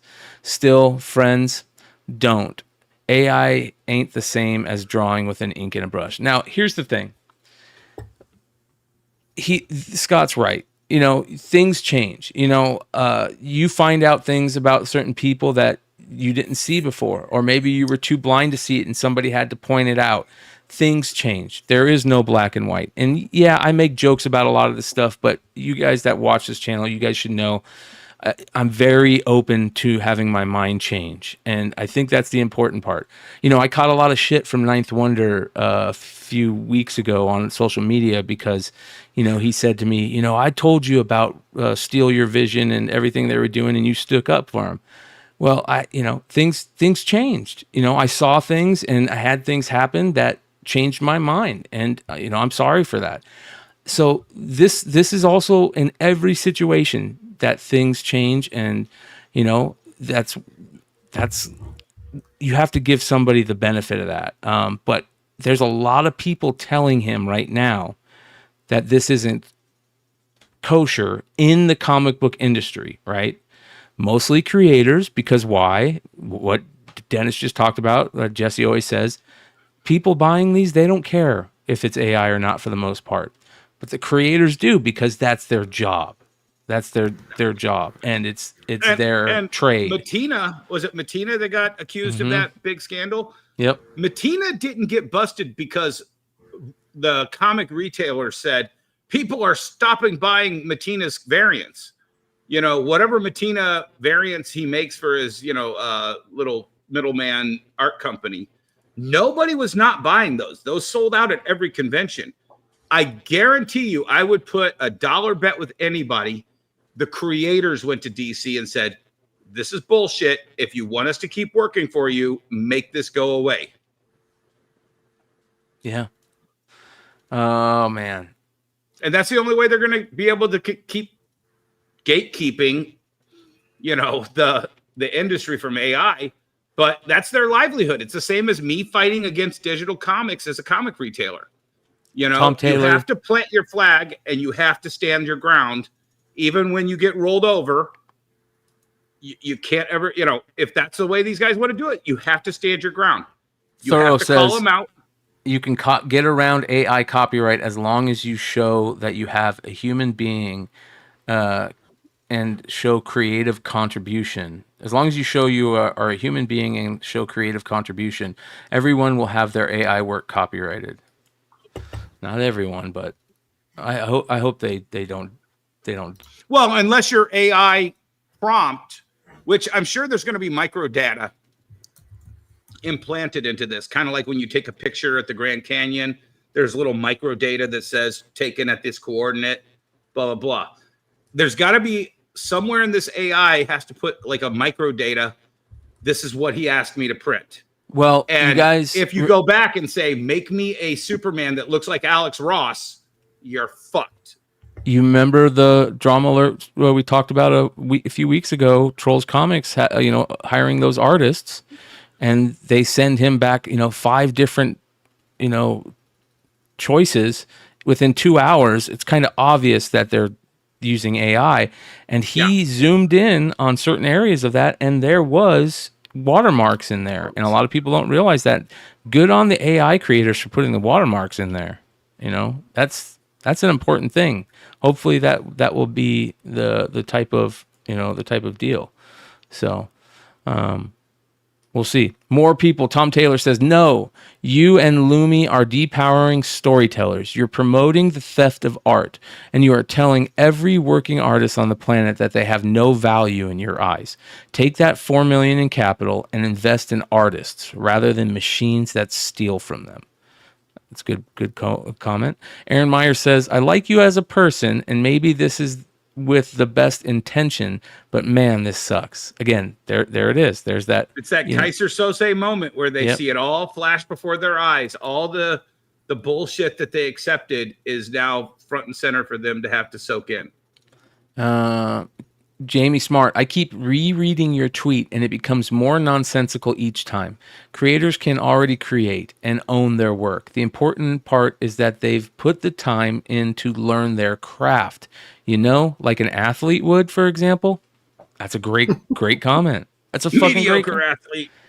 Josh Adams says, 1, AI is theft. 2, creators can't own their work created by AI. 3, you can't be a pro creator and use tools that steal from creators. 4, no one needs Lumi to be a storyteller. They can all already be storytellers regardless of skill set.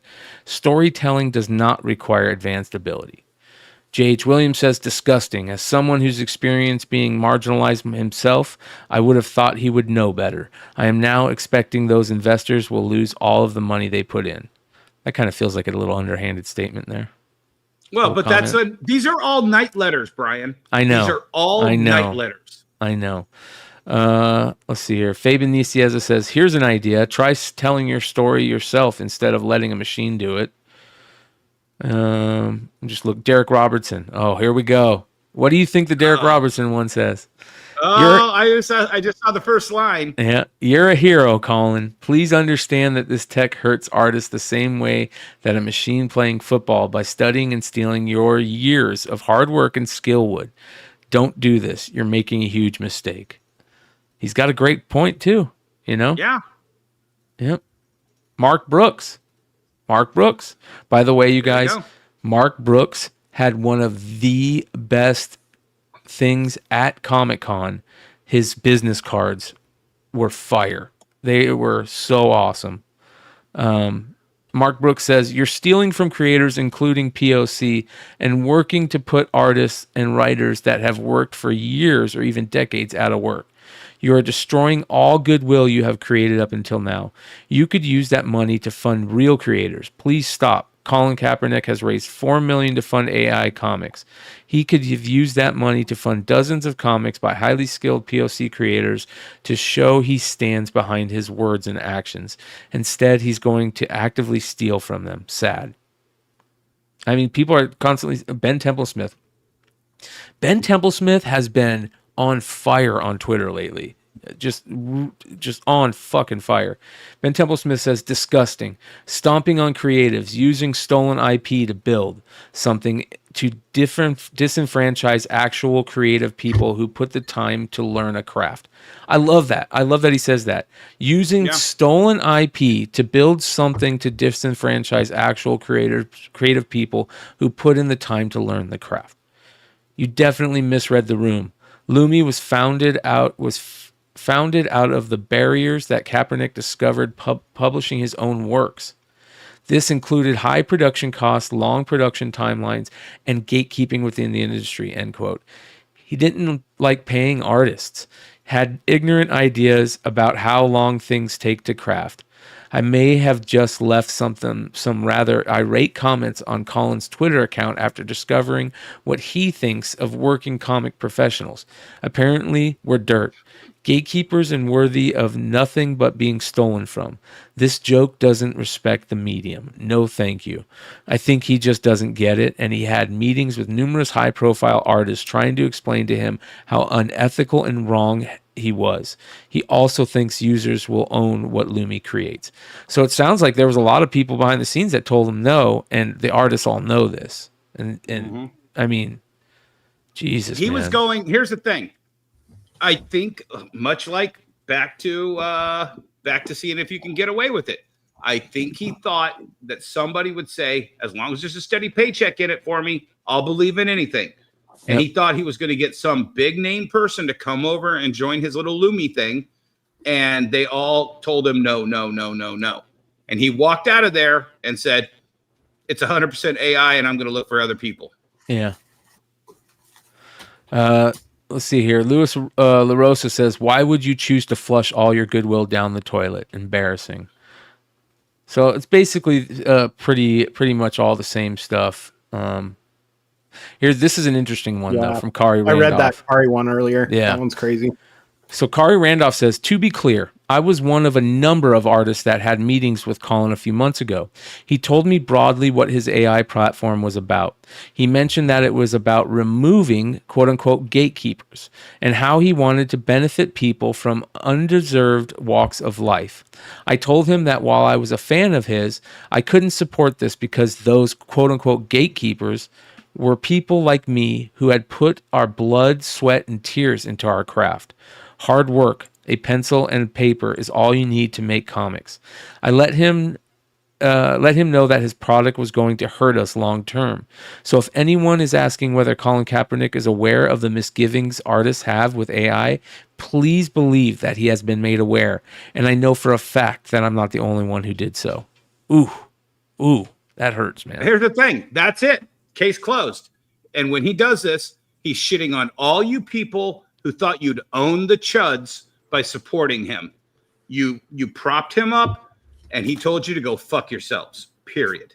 Yep. And Kari is an African American comic creator who's worked years and years and years and put a lot of time and effort into building his own name and his own brand and his own properties and his own projects. Yeah. Yep. Well, and Swagglehouse says it right there in the chat. Hey, Swag.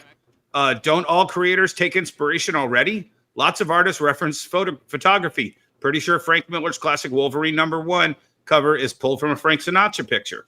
Yep. You know, we talked about Rob Liefeld inspired by Deathstroke. You know, there's all of these things, but it has an evolution. It has a natural evolution. You're being Mr. Hammond. You're taking what other people did, and you're literally just not asking whether you should. You're just doing it. Yeah. Well, What's there's, up, Jeff? there's a difference between taking inspiration and letting something take over the entire creative process for you.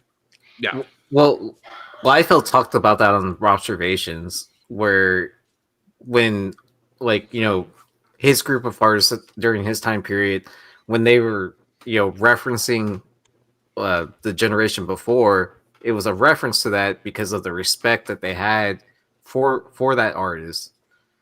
And so that's what inspired them, you know, to be creators of them on their own. Yeah. Yeah.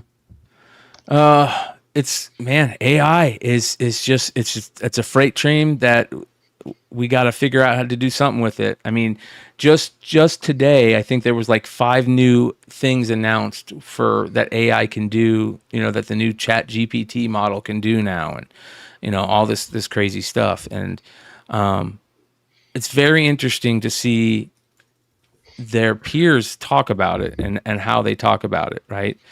At what point is that change going to happen, right? Is there going to be a change happen where they start getting behind it, people that weren't behind it to begin with? Maybe when they start making money from it? I don't know. I'm just throwing these out there as kind of like a devil's, advocate. So one thing I'll say, working in an IT government scape, it is variegated, and it's always going to stay variegated because we don't trust it. Yep. Other industry, people come around, but IT government side, ain't no way. Yeah. Yeah. I'm not surprised. There was some other interesting stuff that came about. Hold on, let me find it here. Dang, Binkies, I'm gonna have to send you my resume then. Yeah. Hey, you want to come out to Baltimore? I can probably find you a job around here. It's not that hard. But you'd have to live in Baltimore. Well, you know, you win some, you lose some. Yeah, there's always a downside to everything. I mean, plenty of crab cakes to eat. Baltimore, Houston. You know, it's funny. I had this same discussion earlier today with someone that's from the Dallas area, but also lived in Houston. I'm like, well, you're in Baltimore right now. We're basically the same extension that is Houston. We are culturally extremely similar. I got to ask you, Binky, what are you using for a microphone and headphones there? Because I actually love the way you sound right now. These are Arctis Pro wireless something or another's. I'm kind of digging them. Yeah, it's crisp. Yeah. But Brian won't let me have anything but this Shure. Yeah. It's a good mic. You just don't use it to its best ability. Here was one more thing from San Diego Comic-Con that I didn't hear about till afterwards. Did you guys see this stuff about Jamie Lee Curtis? Yep.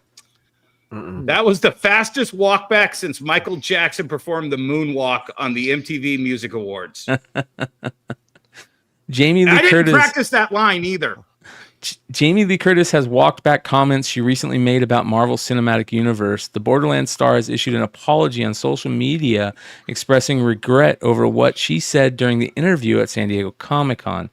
When asked by Josh Horowitz what phase of the Marvel Cinematic Universe was in at SDCC, Curtis quickly responded with bad. Like, are you serious? Like, she can't have a fucking opinion on it? Like, get the fuck out of here. Like, stand up. I feel like saying to her, like, why walk that back? There's nothing wrong with that. If you don't like it, you don't like it. So here's what she said. She said, my comments about Marvel were stupid, and I will do better. I've reached out to Kevin Feige and will no longer play in that mudslinging sandbox of competition we call the internet, nor will I engage in the toilet paper promotion or gameplay that is designed for clicks, not content or conservation. Bullshit. It'll drag you back in at some point. So that good luck on that.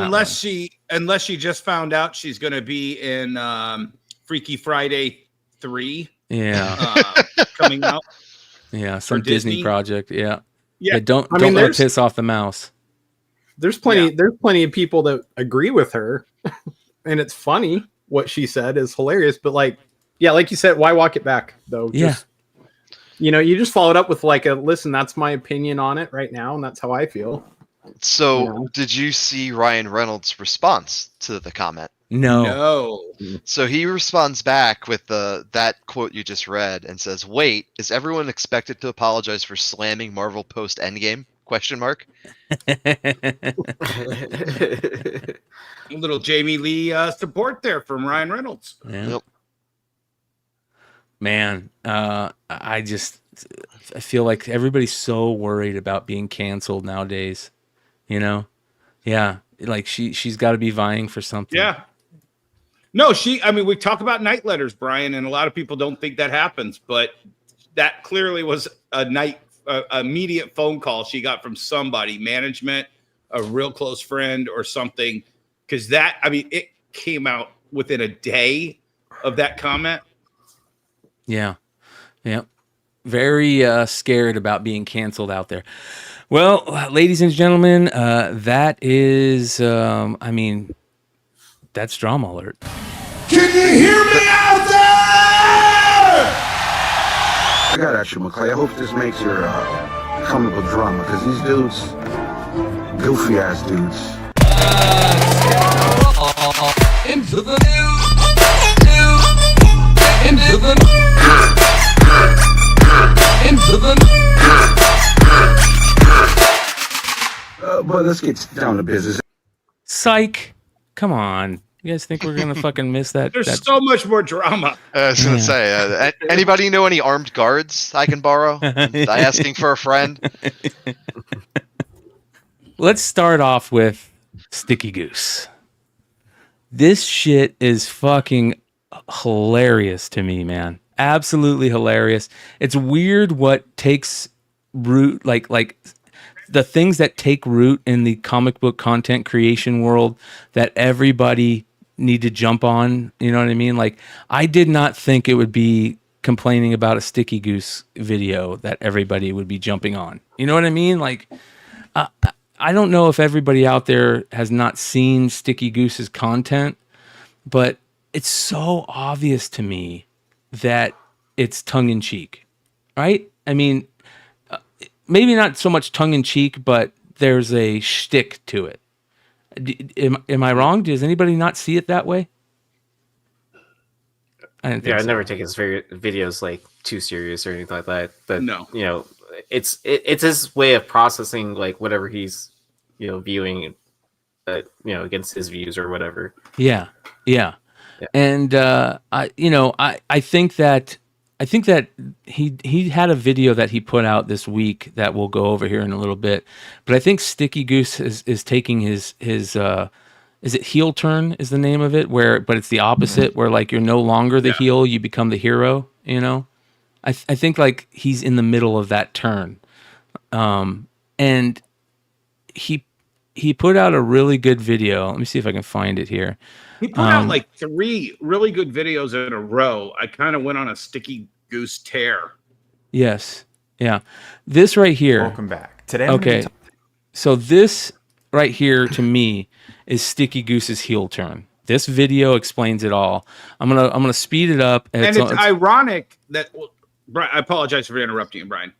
But this comes right after he talks about him and his wife trashing on comic book YouTubers. Yeah. Then Jim Mint had his reply saying, "Oh no, I like Sticky Goose. I see what he was doing." But then he does almost the exact same thing at the exact same time that Jim Mint does.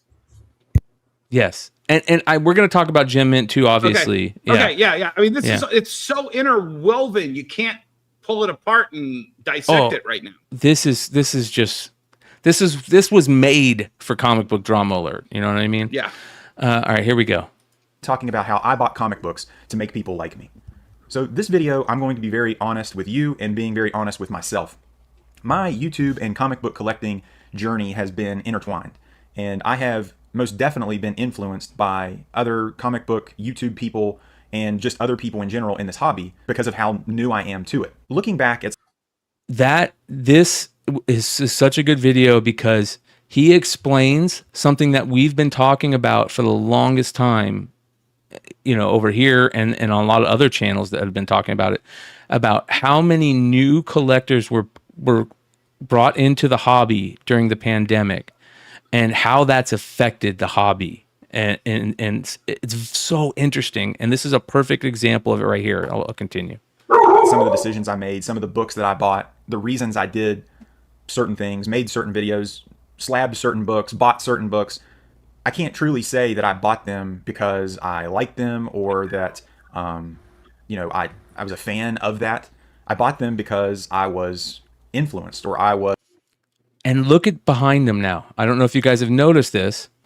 He's taken down all his graded books. He's got books up there that are, you could tell they're just books that he likes, you know, like the Animal Man Grant Morrison cover, that Action Comics Dennis cover behind him. You know, he's got books up there that he likes rather than books that other people like, right? He used to have the 181 or like the books that you're supposed to have, you know, and I say that in quotes, you know, and that's what he gets into, which I find so interesting.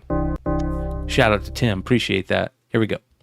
I thought that was what I needed to do. So in the beginning of my channel, obviously when I found my dad's comic book collection, I was very, very new to comic book collecting in general. And I didn't know necessarily what I liked, didn't know what I wanted.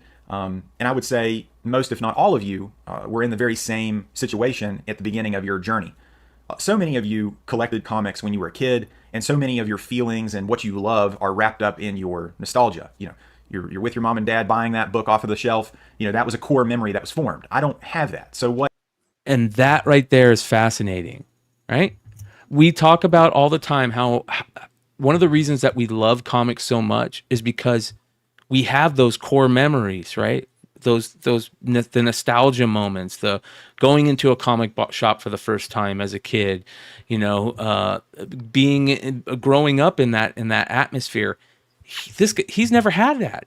He got into comics because he found his dad's comics during the pandemic, from what it sounds, and he kind of went, "Oh, I'm gonna get into this," and started watching YouTube content. You know, Comic Tom, Jim Mint, you know, the big YouTubers, and that's what's teaching him how to collect, not what we say all the time: collect what you want, you know, collect what you love. No, you're being influenced by us influencers, whether we want to say we're influencers or not. It's ridiculous. You know, obviously anybody on YouTube influences other people, and there's a lot of comic book content that's how you're supposed to collect. You search keys, you flip books to buy better keys. You know, you're not even reading the interior, and this is such a good video about that. So I'm going to continue. What I'm doing is I'm buying things, reading things, and trying them. Thinking, you know, trying to find what I love, trying to find something I enjoy. Very good examples of this are my Fantastic Four collection and my Amazing Spider-Man collection. So, you know, when I first started doing this, I thought that those were the runs that you collected. Those were the runs that you should collect. And I was influenced, and I'll go ahead and say the influencers. I was very influenced by Very Gary and Skeff's comic knowledge. And I thought that being a comic book collector was what they did. I didn't realize at the time that they were dealers. Like that they were. I mean, that is a great comment, you know. It's the truth, you know. And that's why I've always said, like, you know, the content that I create is coming from a collector angle, right? I'm not an industry guy. You know, that's why that's why I did the industry show, is because I'm not an industry guy. You know, that's why we talk the way we do, because yeah, we're going to influence people, but I don't want people to collect based on my influences, my collecting style. I want to know what makes your collecting style. That's why this is so much fun to talk to other collectors about what they're into and to find out all those other things. You're just creating clones at this point, you know, otherwise. So, yeah, like I think we were talking about something like some of the Promise collection and on one of the shows, and then someone in one of the chats was like, kind of like, oh, like based on your tip, I ended up buying a book from the Promise collection, like not from Heritage, but like from eBay, and like using Heritage as a kind of like price guide to see like how much that person paid for it versus how much I paid for it. And then like when I heard, you know, they're spending like thousands of dollars, I was like kind of like, oh, I gotta like watch what I'm saying on some of these YouTube shows, because, you know, if someone's putting up like, you know, thousands of dollars into a book, like hopefully they really like it in case it doesn't like jump up in value again or anything like that. But I was just, well, I mean, good on them that they could afford to do that. Yep. They weren't like collectors; they were dealers, and so many people on YouTube are that. I thought there was a process to becoming a comic book collector. You buy the spec keys and the key issues, and you get them graded, and you get them a 9.8, and that's when you become a collector. That's how you fall in love with this hobby. I was totally wrong. I went about that completely wrong, and so many people that were watching my videos, specifically people that had been in this for a long time, could see through that, and they definitely let me know in the comments. But if I'm being honest with myself and honest with you guys, that's what I did. That's what happened. So there's another side to that where if I didn't know what I liked, if I didn't know what I wanted, if I didn't know what I was doing, then these are all honest mistakes. There's no malevolence. There's no, bad intentions. There was just being a noob. I mean, there was just confusion. I love that how he says being a noob. That's a great fucking term. There was, didn't know what I wanted. So many people on YouTube at that time that were in the collecting were, doing unboxings and, showing what you got. And I thought that's what you did. Like, I thought you went out and you got the thing and you collected it. And I was totally wrong. After reading some of the best stories of all time, I quickly started figuring out, like, damn, like some of my favorite stories are either they're not superhero related, meaning that they're, Image or indie books, or if they are superhero related, it's kind of like the deconstruction of the hero where, the hero is fallible and, the hero can lose, or the hero is like broken. Those are some of my favorite stories. And then I quickly also realized, and especially with Amazing Spider-Man and this Fantastic Four stuff, is I have no interest in Silver Age or even Bronze Age stories. Like, I mean, right? He's going through what we all went through as a kid, right? I mean, we've all gone through this. That's why we have that saying that the Fantastic Four box got dust on it because nobody's looking through Fantastic Four.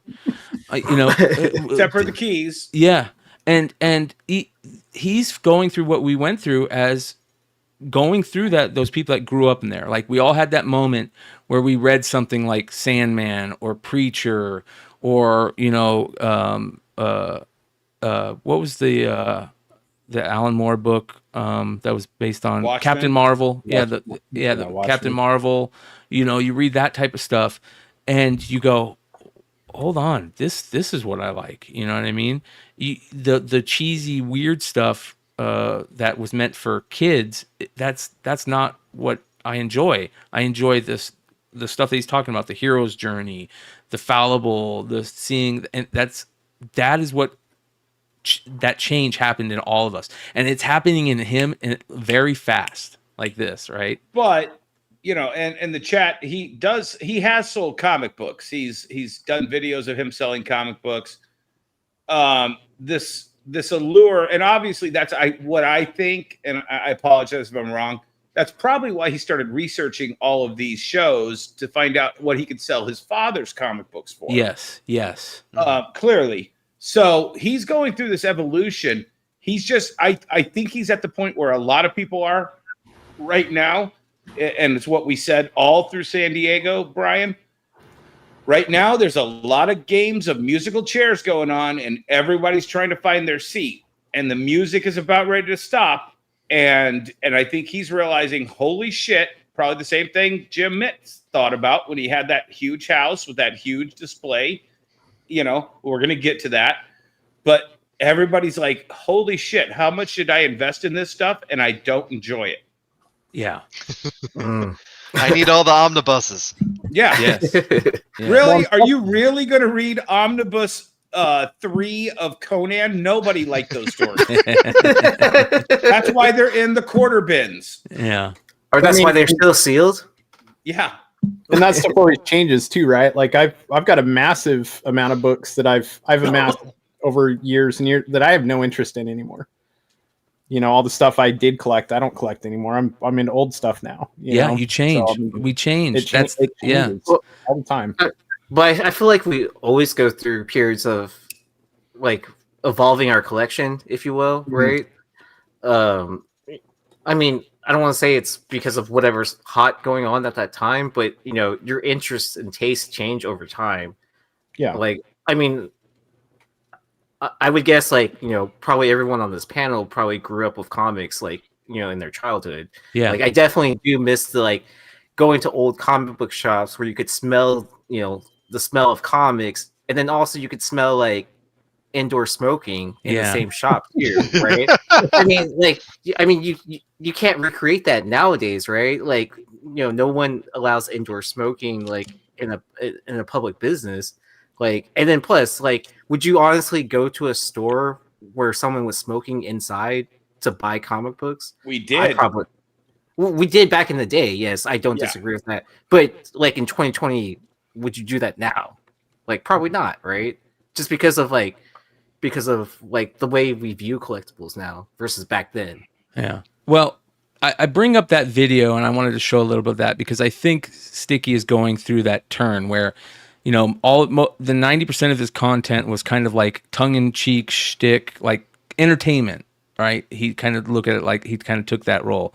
He kind of joke and this and that. And the thing that happened that caused all this craziness to go down is he put out a video where him and his wife sat down and he showed her a bunch of content creators and they talked about each one. And you could tell from what I've heard, I haven't seen the video, but from what I've heard, she knows a bunch of content creators and who they are. And, and it sounded like it was just tongue in cheek and funny. I haven't talked to anybody that's seen the video that said that there was anything bad in it, but that's what I wanted to do during this drama alert. If there's anybody that saw the video that thought there was anything bad in it, I want to know, because here's what happened. And you guys know me, I give shit to people that block comments, that block people, that turn off comments. It's very transparent. I think one of the worst things that you can do as another content creator is strike another person's video. That is so cheesy to me.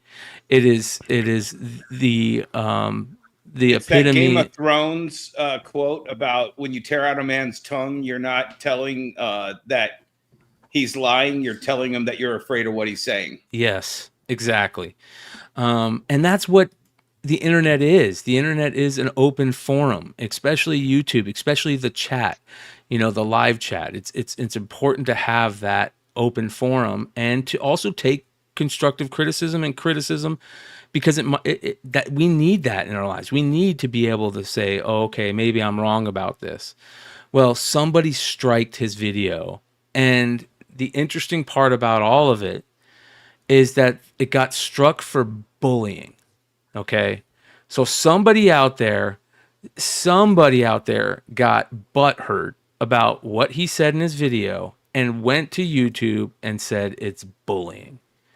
And here's why it's the biggest problem. The biggest problem. By the way, isn't, I have no idea who struck him. If the chat knows, please just put it in the chat so we can all, because he kind of vaguely hinted around it on the reaction video. Yeah, he calls them sticker people, which we'll get into, which is interesting. But he revealed it's a guy. Yes. Yeah. Right. So, what was I saying? Fuck. I had a point, and cannabis just made it go poof. Sorry. Yeah. Thanks, Dennis. It's. Anyways, that stuff is cheesy to me. Oh, here's what it is. One, the biggest point isn't that all that we just said. That it's this is an open forum. It's it's cheesy. The biggest point is now it looks like you have something to hide, like Dennis is saying, and people are going to torture you with it. They're going to show up in your live chat now and call you a pussy.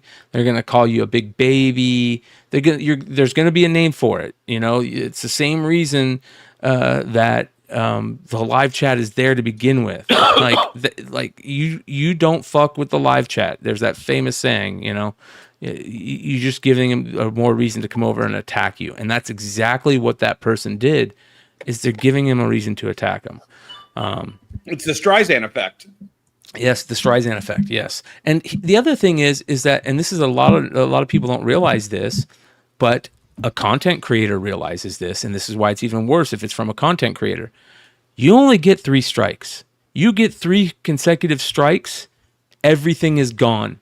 And think about that. I've done over 1,000 shows, you guys. Maybe not on this channel, but I've done over 1,000 shows on multiple channels, and YouTube can say poof to that just because somebody gets butthurt.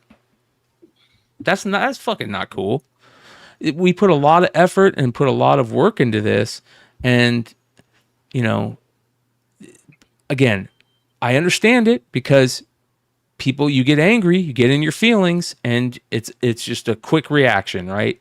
I think I was talking to Niobe Comics the other day, and you know, he was talking about how, you know, we all have that, and we've all done that, where somebody takes a shot at us and we want to just jump on and do a video and talk about it and, you know, say why we're right and they're wrong. That's especially men. We have that reaction, that knee-jerk reaction to, you know, fuck that guy, you know.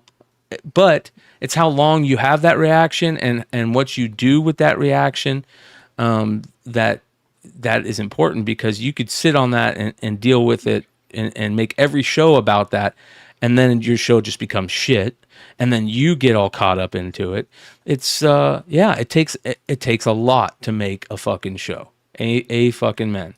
So I think. Oh, go ahead, Brian. Sorry. No, I was done. I think the thing that upsets me personally about this, and I wouldn't call myself a content creator. I don't have a YouTube channel. I come on here and bullshit every once in a while, but this is just me hanging out with my friends. Yep.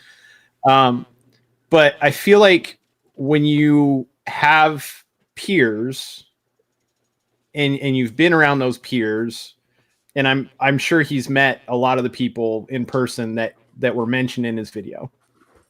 I feel like there is some some ability to to talk shit in a creative and funny way. Like, you know what I mean? Yes. And people need to realize it's not, you know, like if I was around Nelson from Big Time Collectibles, I'd probably make some snarky comment about the way he runs his business that we would know is a joke because we're peers. Yeah. You know, same if me and Dennis were around each other, I'm sure we'd poke at each other a little bit, you know? And I feel like this was just his version, maybe was just his version of that, and was meant to be comical, was meant to be, you know, was maybe meant to get some attention for his channel. Which, totally. If you're a content creator, then, you know, Totally. that's kind of part of the game. Yeah. You know, and it definitely blew up on him, but like, it's shitty that it went to the length where he got a strike, and it's what was I saying before the show when we were kind of talking about this a little bit? Like, it's a shame that people can't just like you gotta, if you put yourself on YouTube or you put yourself on the internet and that's what you do, you have to be able to like handle it, you know, like hello everyone and welcome back. Or be able to roll with the punches yeah, kind of like, situation. You can't let a little joking video like hurt you that bad that like you feel like you need to go after someone's channel with a strike, or, you know, take it to any sort of extreme. Like, just fucking roll with it.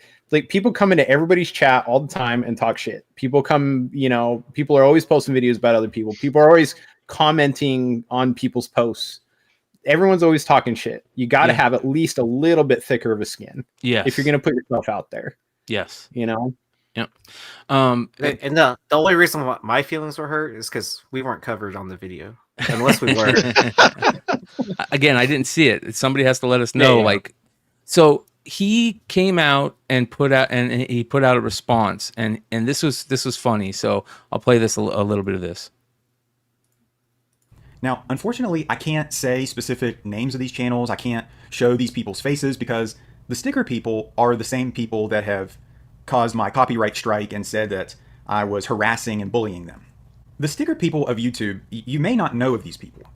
Unfortunately, they don't really have that large of an audience. But one thing is for sure about the sticker people is you know you're watching sticker people when you're watching them. Because one of the hallmarks of all sticker people videos is that it's like you're watching a Zoom meeting call. So if you're watching... He is talking about it. I had to stop it right there, right? Look at that. There you go, Aaron. We got mentioned. Yeah, look at that. There we got mentioned, dude. Quit trying to make sticker people happen, Gretchen. Yeah.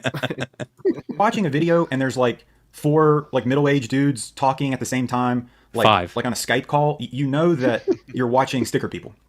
And why? You're probably wondering why I call them the sticker people. Well, they all think that they're like Jim Mint or Comic Tom. Like they're gonna be big. Like they're gonna be just the next big comic book YouTuber. So they got like merch, and they have like T-shirts that they try to sell, and they definitely sell mystery boxes to each other. But they also have these stickers that they have their channel logo on. So everybody in the chat has been saying who they think it is. Well, Alf, it's time for Friday night. hold on here. Let me do this. Sticker people. I'm hearing this is sticker person. So I went and looked, and they're the stickers. The stickers are in the back. So I think the chat said it was collecting with Durs, and it sounds like it is because there are the stickers. Is that a Beyond Wednesday sticker handed out at San Diego Comic-Con? Where? I don't see it. I don't see No, it. tease. No. Hey, I was wondering if you were talking about sticker people because we were handing out stickers during. No. No, we were just handing out Steal Your Vision stickers. So don't worry. I think this is the guy. So, man, collecting with Durs. I would love to hear your reasoning about this. Here's another thing about my channel. There's always open seats for 99.9% of people out there. And I would love to hear your reasoning behind, if it was you, why you decided to take that route. Because, okay. Oh, we got to be careful. Can I just say I've never heard of this guy? I've never heard of this guy.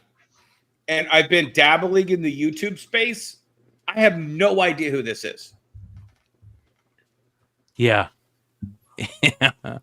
Well, I mean, there's a lot of people, and a lot of people don't know who we are. So I'm not one to ever talk about numbers. I think shitting on people's view count is super cheesy to me, so I don't do it. So he's just trying to get a start, but I will shit on throwing strikes at people. How would this guy feel if people would strike his account and he lost everything? Over being butthurt about something. I think it's okay to be butthurt about something, and it's okay to talk a little shit. It's okay to talk a lot of shit if that's your thing. But like we've been saying, you have to have that thicker skin. You have to be able to take it on YouTube and on social media. And I know there's this thing with trolls, and trolls have to hide fuck off. Put your name behind it. Most people that I respect is because they're putting their name behind it, they're putting their face behind it. They're not a fake avatar. That's just me. And I think he's gonna get a lot of pushback for doing it. But again, I want to know why he decided to take that shot, because I didn't see the video. That's the other thing. That content is gone now. Most people don't back up their stuff. The only reason I back up my stuff now is because I've had at least 7 videos being taken down because somebody's complained about something. And YouTube don't give a fuck. They'll just tell you, sorry, it's down. You can't edit nothing out of it. Usually you'll get a chance, like if it's a copyright thing, if you played a song or a video or a movie thing, it'll say you can edit this out, and you use YouTube's dog shit editor that takes forever, to edit it out, but it'll save the video. When it's somebody that complains about something, YouTube is like, it's gone. You can't even edit it out. You can't do nothing. Well, the time that was complaint on the video that he put out was like 45 seconds to 45 minutes, and the video was like an hour long. That's like the entire video. Yes. Well, yes. And the thing is so he knows exactly who struck him because of the way YouTube is structured. You have to specifically say, I so-and-so dispute this one part. But he actually encompassed everybody. And they said, look, they actually talk about it in that reaction video. We will take out the one little section where we talk about you. Yeah. Well, and it still didn't happen. Yeah. So now I want to get into the part that has just been great to watch and sit back and kind of just be like, oh, the drama's involving somebody else now. You know what I mean? So everybody's jumping in on it. And shout out to Circumstances and Legion of Comics. They did a little post on it too. Now they're getting in on it, right, and throwing little shots in here and there. So it's becoming like this whole war between all these content creators. Here we go. Watch his video when he's showing the thing. It says on there like bullying and one other word. Using names and images to personally bash and bully. Now everything makes more sense why they wouldn't want to pursue it. Yeah, they're actually caught a legitimate strike for something. For me, from my perspective. So they're saying that Sticky Goose doesn't want to, what's it called? That YouTube will give you the chance to appeal it, right? And so they're saying, oh, Sticky Goose won't appeal it because he was bullying. He knew he was bullying, which I don't believe that. I think he just didn't get the chance to appeal it. I'm not saying I'm right. I'm not trying to start a war here, but once again, I have no idea who any of these four people are. Circumstances is a good channel. I understand. I'm just trying to some good episodes. Yeah, no, I'm just telling you who they are real quick because I know Legion of Comics. He's got a great channel too, and I've done shows with him with Comic Man Andy. He's a big time. He's like one of the good guys that reads a lot of books. You know what I mean? And I'm just Comic Man Andy's in there. No, but that's how I met Legion of Comics. And then Circumstances, okay. I believe, is one of the guys that champions the YouTube Content Creator Awards show thing. So, and he's I think he's a newer. He's probably been doing it like a year or so, or maybe longer. But I've known for him about a year. Here we go. What it looks like when I look at the situation. When Jim Mint did his video, I feel like it kind of gave them the out to wash their hands clean of wrongdoing and put it all in the other person's lap, like that they overreacted, calling it just jest and a roast, and they were repeating the specific terms that Jim used to describe it when they didn't refer to it like that of themselves. Roasting a lot of times, like parties involved are privy to it or they know each other. Something like Dragon Inc. did it, and Dragon Inc. knew the people that Dragon Inc. was roasting. On top of that, like one thing that they didn't do, which could have absolved them of all this, we're just trying to bring awareness to people's channels. Well, no, you're not, because you're listing people and trashing some of them in such a negative light. You just set people's mindset toward them. And were any of those channels tagged or linked in that video? Did they ever at one point say, check out these channels, they're linked down below? Not even said it, but just had them there. No, they weren't. They weren't trying to do anything. And here is the reason why I bring this up, because now it's become this fucking funny war of posting each other's comments and DMs. It's turned into the mudslinging, and now we're getting DMs from all of this. Circumstances says, why is Mother Goose Laura deleting comments on my YouTube channel after Legion of Comics responds, right? And he puts all the comments, and I guess she posted something, and again, this is like I'm talking about. Sometimes somebody takes a shot at you and you just want to jump right in there and say why. So Mother Goose says that's not true, that it was copyright claimed for using his picture. What he should have done is only to ask to remove his picture, but what he did instead was try and remove the whole video for other people's picture, not his own. So it sounds like they thought it was for something else than what it was, right? It wasn't for copyright. It sounds like it was for bullying, and they show that picture. So there we go. It says comic book community using names and images to personally bash and bully. So there you go. And then, like I said, it turns into people. Now we got to start posting people's DMs, right? So Circumstances says, God damn it, Sticky, now I have to get stickers, because they call them all sticker people. But now they're posting each other's DMs. And when it gets to the spot where you're posting each other's DMs, then it becomes real. Now it's real fucking drama. You know what I mean? This is...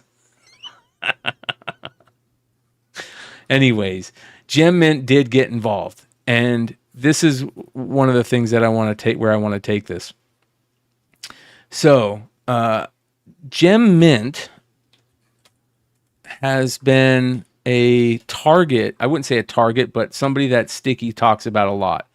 And I think when Gem Mint first started thinking that Sticky Goose was a trolling him and giving him shit.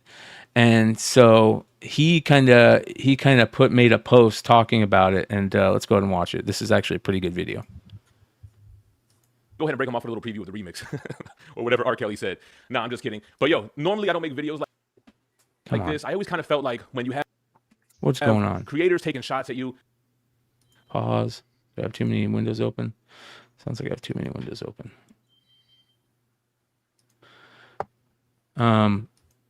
So this is interesting because I started checking out more and more Gem Mint stuff, right? Because of this take on this, and that's where we're gonna go with this. They're really just trying to use your name and your picture in the thumbnail to get clout. So unfortunate as it is, when you have these people taking shots at you, I've always kind of just stayed quiet and ignored it. But like many of this person's followers have mentioned, this dude's getting more views than me, so all bets are off. This is my response to the whole Sticky Goose situation. So if you don't know who Sticky Goose is, I actually first became aware of him when most people did. And it was funny because I was scrolling on the CGC boards, which I rarely ever do. That's something that I used to do back way before I even considered becoming a content creator. I would live on the CGC boards, and that's where I learned the majority of what I know about comics. So anyway, there was a So he's another, new collector like Sticky Goose, right? Which is interesting. Post on here about his video of getting kicked out of 2 comic book shops in one day. And basically he made the video trying to justify his perspective, but really everybody was just roasting him, and it was 100% his fault. And I guess he left a negative review on the comic shop, and the comic shop owner started calling him strap-on because you guys remember that? That's how we found Sticky Goose too, when he was catching all that shit for putting a GoPro video and going around and what people thought at the time was egging on comic shops and talking shit about them. So that one comic shop started calling him strap-on, which is fucking classic. And Sticky Goose laid into it, right? He made that video about, and he kept on saying strap-on and just perfect way to lay back and, to throw that shtick on display. I think he had a GoPro strap to his chest or something like that. So I was like, man, who is this fool, man? I just thought it was funny, right? So, he continues to make videos, and recently he's made a couple of videos about me, but not really just me. It's usually looped in with like Comic Tom and Very Gary. As you can see this video here, new comic book collectors are leaving the hobby, and it kind of insinuates that it's because of Comic Tom and myself and Very Gary. Although he doesn't really mention anything specific about me in this video, at least not that I remember, but he just kept putting clips throughout the video of me saying stay minty fresh. Like, I didn't really get it. So anyway, I'm looking at this video, and I leave a comment, and I'm like, it's crazy to look at your background and see you talking shit about me, because like, dude, look at this background. This looks exactly like my old setup. And you can see how he's changed his background, right? Yeah.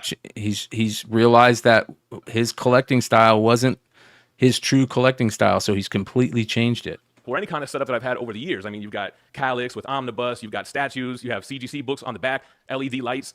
And he ended up pinning the comment, as you can see, which is one of the reasons why I don't like to do this, because now it's like they talk shit about you, and then if you respond, they use it against you. Like, this happens to me on Instagram all the time. Somebody will take a shot at me, so I'll say something back, and then they'll post that on their story like a badge of honor, some weird shit like that. But I pinned it, he pinned it, and then he tried to use that in another video to say that I was like talking down on his setup. Absolutely false. I was just pointing out the irony that you're talking shit about me, but obviously you were inspired by me, or at least have the same interest that I do and have the same style. I think the setup is fucking amazing. I love these Omnis. These are 2 of the best sideshow statues, Thanos and the Wolverine vs. Hulk Naked, which was the first piece I ever pre-ordered. He's continued to make videos about me, as you can see on this one, 5 types of comic book YouTubers. He's got me on. And this is, where Sticky was in his total heel mode, doing all these types of videos. There with Swaggle House, Rockin' Robbie. How can anybody talk bad about Rockin' Robbie? Which he really doesn't, by the way. And it was in this video, and I watched a couple of others that I realized, oh, this is really like a satire channel. Like, this dude is not really angry at myself or any of us. He could be clout chasing just a little bit to get our attention, to get views, which it works. I mean, 10,000 views, 5,000 views. He does pretty well. I mean, he's a growing channel, 11,000 subscribers here. And the other day, I check on him every now and then just to see what he's talking about. The other day, he made a video. His wife was in the thumbnail. She destroyed every comic book channel. So I'm like, oh, man, I got to see this. So basically, it's him and his wife. And he shows her like 15 comic book YouTubers. I mean, who do you have on there? The usual suspects, other smaller channels. Some people I knew, some people I didn't know. Reggie Collects he had. And it was basically like, all right, look at this guy. What do you think about him? And his wife would respond. So it's kind of like a mini tame roast. She's going in on everybody. Like, they're kind of joking about their names. When it came to me, it was kind of like, oh, Gem Mint. Well, she mentioned me earlier in the video. So basically, he talks about what's going on in the video and how they mention Gem Mint and how they know everything about Gem Mint. So they obviously follow his stuff. I'm going to get to top 5 comic book YouTubers. And he put me as number 2. So right then and there, I realized, oh, this dude is not a hater. This dude is really a fan, or he was a fan who got inspired by myself and others. And again, we have same interests, and now he's making content as well. So it's not like this guy doesn't like me. Anyway, so then flash forward, his wife's talking about me. And you know, a lot of the criticism I agree with, man. Like, you know, Gem Mint, he's changed. He lost weight, and then he moved into this big house, and it's just not the same. Well, fun fact, I've definitely put on a lot of weight, so maybe I'm getting back to the lovable Gem Mint. But what really surprised me was she knew the lore. She knew all the lore about myself and about all these other channels. Like, his wife was or is a fan as well. So I thought that was really cool. I thought it was funny. I guess some creators got it worse than others. Like, my thing wasn't really bad. It was kind of like, hey, you lost weight and bought a big house. Like, that's not really bad. You know what I'm saying? But I guess, you know, some people didn't like it, and the video got taken down. I'm assuming that people possibly reported it. I mean, why else? It wasn't like copyright infringement or anything. For the record, I did not report this video. Like I said, when I saw And that was an important thing that he said that, because that was what a lot of people thought. Like, I even think Decor made a statement in here that, you know, hell, even I at first thought it was Gem Mint that did it, you know, that struck the video. But good on Gem Mint putting this out, because of this, you know, I'm like, oh, I'm going to check out Gem Mint's content. You know, what is he kind of talking about a little bit right here, right?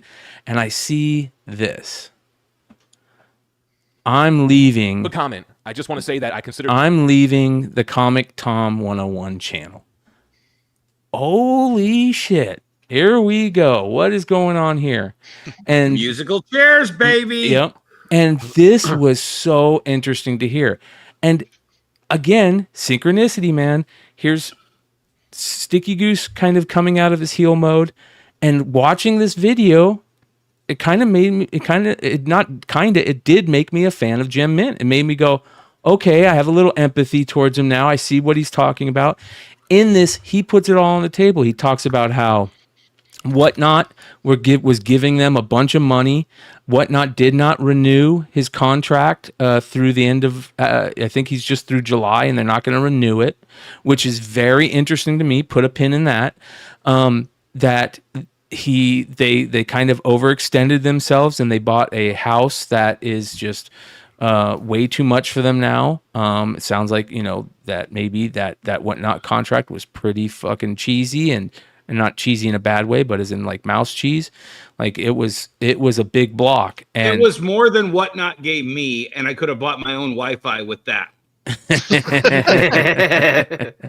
So, you know, he's kind of in this video, he's kind of saying, and then he says, you know, I'm not leaving Comic Tom's channel because we had a breakup or we got into it or anything. I just realized that it's not my shtick. And what he means by that is, he felt like he had to match Tom's energy. And you guys know I always talk about this, where Tom, and I don't mean to throw shade at Tom with this comment, because it's not throwing shade at it, but Tom is very carnival-esque, right? He's always moving. He's very excited and energetic and moving his hands. He's got that, he like gets into his radio voice mode and stuff.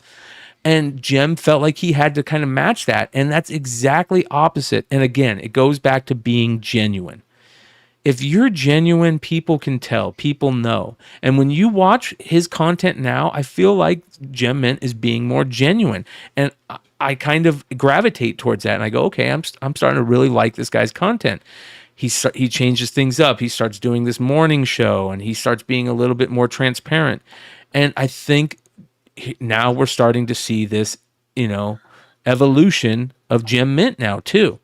And I think that we should take away from this whole drama thing more along those things, rather than, you know, people getting butthurt about stuff. I mean, don't get me wrong. What the Durs guy did, if it was him, is really cheesy. It's really fucked up. But again, you're seeing this change in people. Gem Mint starts talking about how, you know, he's not a key comic guy. He's not a buyer and seller. He's not a guy that, you know, he's a statue and an omnibus guy. He likes reading stories. He doesn't like getting keys. And that's the exact same thing that Sticky Goose is saying. I will say this, though. The last time I saw Gem Mint, he had done his YouTube show, and he was in his room at C2E2, and he was coming down to ship out all the packages, and was complaining about all the packages. He had like 30, 40 packages that he had boxed up to ship out. He is a comic seller, but he was a Whatnot comic seller. Yes. That is not, and I'm not throwing the shade, but somebody's going to take it that way. That's not real comic selling. That's being a shill for Whatnot, selling their crap. Sorry, Well, sorry, and James. I know your crap was some of their crap sometimes, but you know. Hey, when their crap was good crap, it was my crap. There you go. Yeah. He kind of talks about it in here is that, you know, he was never a guy to go do comic sales and whatnot. And it was very, very interesting. And, you know, he was saying how he's only through whatnot through the end of the month. He's going to try and do a couple things on there, but he was like, you know, getting into selling exclusives and doing exclusives. And that's not his thing. He's always been but let's just play devil's advocate though, Brian. Mm-hmm. Is it possible that another selling platform might be, and that's why I don't think someone's that staying at whatnot and somebody's going to another format? I don't think that is the case, but I do think there are some things that are part of this. And I didn't know Drip was still around. Did you guys happen to see this? The next thing that we want to jump into, though, is Fantastic Four. Now, we do know... Comic Tom, peep this clip from the new show I'm starting with Davis Rider Comics. We go over the coolest news and updates from San Diego Comic-Con. Check out my YouTube channel for full vid. Maybe he became a little bit closer to Davis Rider and whatnot. Maybe said, hey, Davis Rider is our guy. He's selling a lot of stuff on our thing. Jem isn't selling a lot of stuff. We want you to do something with Davis Rider. And said, I don't know. I'm not saying that's the case, but that's been thrown out there a little bit, you know. So I'll definitely be looking to hear from that. You know, it sounds like they're still buddies, but man, that's a big show to walk away from. You know what I mean? I don't know how many viewers Comic Tom gets on his top 10 show, but I imagine it's a lot of people watching it that would spend money with you, you know, on whatnot or some other live selling platform or on your eBay, yeah, whatever. And now it's not, and that's crazy. I mean, this is all the house of cards that we saw, you know. One of the things that I talked about at San Diego from being at San Diego was whatnot was a non-starter there. They had nothing there. And they were stealing IP. Yeah, I don't think they had the rights to Teenage Mutant Ninja Turtle Pizza. They just called it whatever they called it, you know. Yeah. So out of all this, we've got Comic Tom, Gem Mint, Sticky Goose, you know, Durs, Circumstances, like all these people are getting involved in this somehow. It's the comic drama wars of 2024 that I think is going to last a little bit of time. So we're going to keep our eye on it for sure. I find it very interesting, though, that Jim came out and talked about the whatnot contract. And that is something that I want to hear more about. You know, what type of money do you think that he was pulling in from that whatnot contract a month? You think it was 3,000, 5,000? No, I think it was more. 10 or 20. Wow. I don't think it was that much, dude.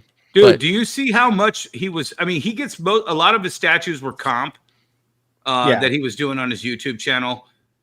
He was getting, I don't think he got the big books to sell, you know, like the AF-15s or the Fantastic Four ones. I think those went to like Midtown and these other places. But he was probably getting some of that swag. I knew I was going to have to make sooner or later. Yeah. That would equal 10. I mean, there's no way he was not making 20 G. I mean, I don't mind telling people I made $250,000 that first year on whatnot. I was barely hustling. I mean, you know, I was doing 1 or 2 shows a week. Yeah, we weren't pushing as hard as we could have, and we broke half a million by like September of that year. So if Hive and me are doing those kind of numbers, I guarantee you he was clearing $1 million. And remember, he had that before whatnot. And I'm not trying to drudge up old shit, but he was doing some shady shit with eBay or with PayPal. Or they thought it was shady. They thought it was shady, but whatever. Well, PayPal hit him hard for a lot of money. Well, they were withholding his money and not sending it to him because he was taking friends and family payments for doing like raffles or whatever. Yeah, and that's some shady shit because that's against the PayPal rules. Yeah. Yeah. You know, so I'm like, yeah. Well, this is the video though that really he really talked a lot about it, and I respect him for putting this out there. You know, he's being vulnerable right here. This is very interesting. And I was really going to wait until after everything was all said and done and we were on to the new situation, but I don't really know when that's going to be or if that's going to even happen now. So I figured I'd make the video now, finally get it off my chest, and kind of also explain some things that have been going on lately. So as you can see from the title and everything, buying this house, it was the biggest mistake that I ever made. It's crazy because from the moment you guys have met me, even before YouTube, let's go back to Instagram days, I've been on this upward trajectory. I started Instagram showing my very humble slab collection, and then I started growing that. I started grading books. I started collecting key issues. I sold all the key issues. I bought the Amazing Fantasy 15, and it was like a road to AF15 thing, only on Instagram way back in the day. This is probably 9-10 years ago now. Then I would sell the slab collection. I found statues. I got into the omnibus stuff. I started buying that, started showing them off on Instagram. And then I relaunched my YouTube channel. I actually started the YouTube channel. I think you can see the date on here. I think it's like September 11th, but 2015 maybe. I only put out one video. It didn't do much and I gave up. But I relaunched it in October of 2017, and it was less than a month from the time that I bought my first house. So the moment you guys met me, I had just bought my first house. I had set up the room with all the statues and the omnibus that I've been buying at the time. And I launched the channel, and we got some traction. I kind of figured out how to have more than one video of content. And then you guys have seen me grow from 100 subs, which is like what I had when I started because of the people that I had from Instagram. And then you see me grow from 1,000 to 3,000, 5,000, 10,000, 25, 50, 100,000. You know, at this time we're in pandemic era, and I'm just booming. I'm doing better than I ever had. I ended up paying off the house that we were living in there. And this is a mistake that a lot of us make, whether it's with a house or, you know, some big project. It's a mistake a lot of us make that he's going to talk about. Was making enough money with Gem and Collectibles that I didn't need to work anymore. So I quit my job and I started doing this thing full time. Now everything was going great. And then I had the bright idea, let's expand. The room that I was in, I was kind of running out of space. The walls were closing in. You know, all of the setup was IKEA stuff. And I wanted to expand the channel. I wanted to create a custom made space. So I got the bright idea, let's get a new house. We're doing really well. Let's get a big house that we could work towards paying that off. And we'll take the proceeds from the sale of this house to put down a down payment, to deck out the basement and whatever we need to do. So that's what we did. You know, we got this house, we bought the basement. I wanted to make it custom. I wanted to make it special. So we did the floors with the blue epoxy. We got the library made, everything I always envisioned, the library with a ladder, a big kind of PAX unit display, but custom built-ins. I set it up, we put the statues up, and I do like the year-end room tour. Doesn't perform. Doesn't do nearly as well as the room tours prior, which were just in my house. So think about that, you guys. You know, we talk about how crowdfunding has become such a big part of the industry in comics. And this is why, because, you know, you don't have to put yourself out there and then it not perform. All right. You don't have to make a huge run of comics and people not want them or not buy them. And that's what he did. He put, you know, he had everything going for him. He had a little amount of bills. And he thought the only way to get more is to expand myself. And now we got to go into debt and it doesn't work. And that is a big deal. So like when it doesn't work, what do? You change your whole fucking persona, right? I mean, how many people do that? They change their whole persona. They aren't genuine anymore. People realize that they're not genuine. It's very interesting. And that's what the opposite of what YouTube is, I feel like. I mean, yeah, there's some really good, like, you know, Mr. Beast is very high polished, this and that, but the YouTube is about those people that are sitting in their, you know, extra room where they sell comics out of and make good content, you know, that people want to see. But Brian, it's what we say all the time when we're talking about, we are authentic. The people on these channels are authentic, your channel. And I think people are starting to peek behind the curtain and realize a lot of these people saying a lot of these things are not being 100% authentic. I'm pretty sure the chat knows I'm 110% authentic 110% of the time. I don't give a fuck. I am literally cancel proof, and I'll say what I want in the industry. They can't do anything to me. A lot of these people become inauthentic to get things from the industry. Yeah. I can't. I'm just not built that way. I could give two fucks less, you know, about it. Yeah, and the only way that you're cancelable if you let people cancel you. Exactly. You know, and one of the things I was just kind of noticing, and I know you don't like to talk about it, Brian, but he's getting a lot less views per video on a lot of things. And I think he might be seeing, some way, swaying going in his thing. And he's trying to figure out how to get back to those 500,000 views, those 100,000 views for his 100,000 subscribers. Well, I got to be honest, he's doing a good job. He's becoming more genuine, and hopefully that that's the works for him. thing is Yeah. I think he realizes he's been a shill.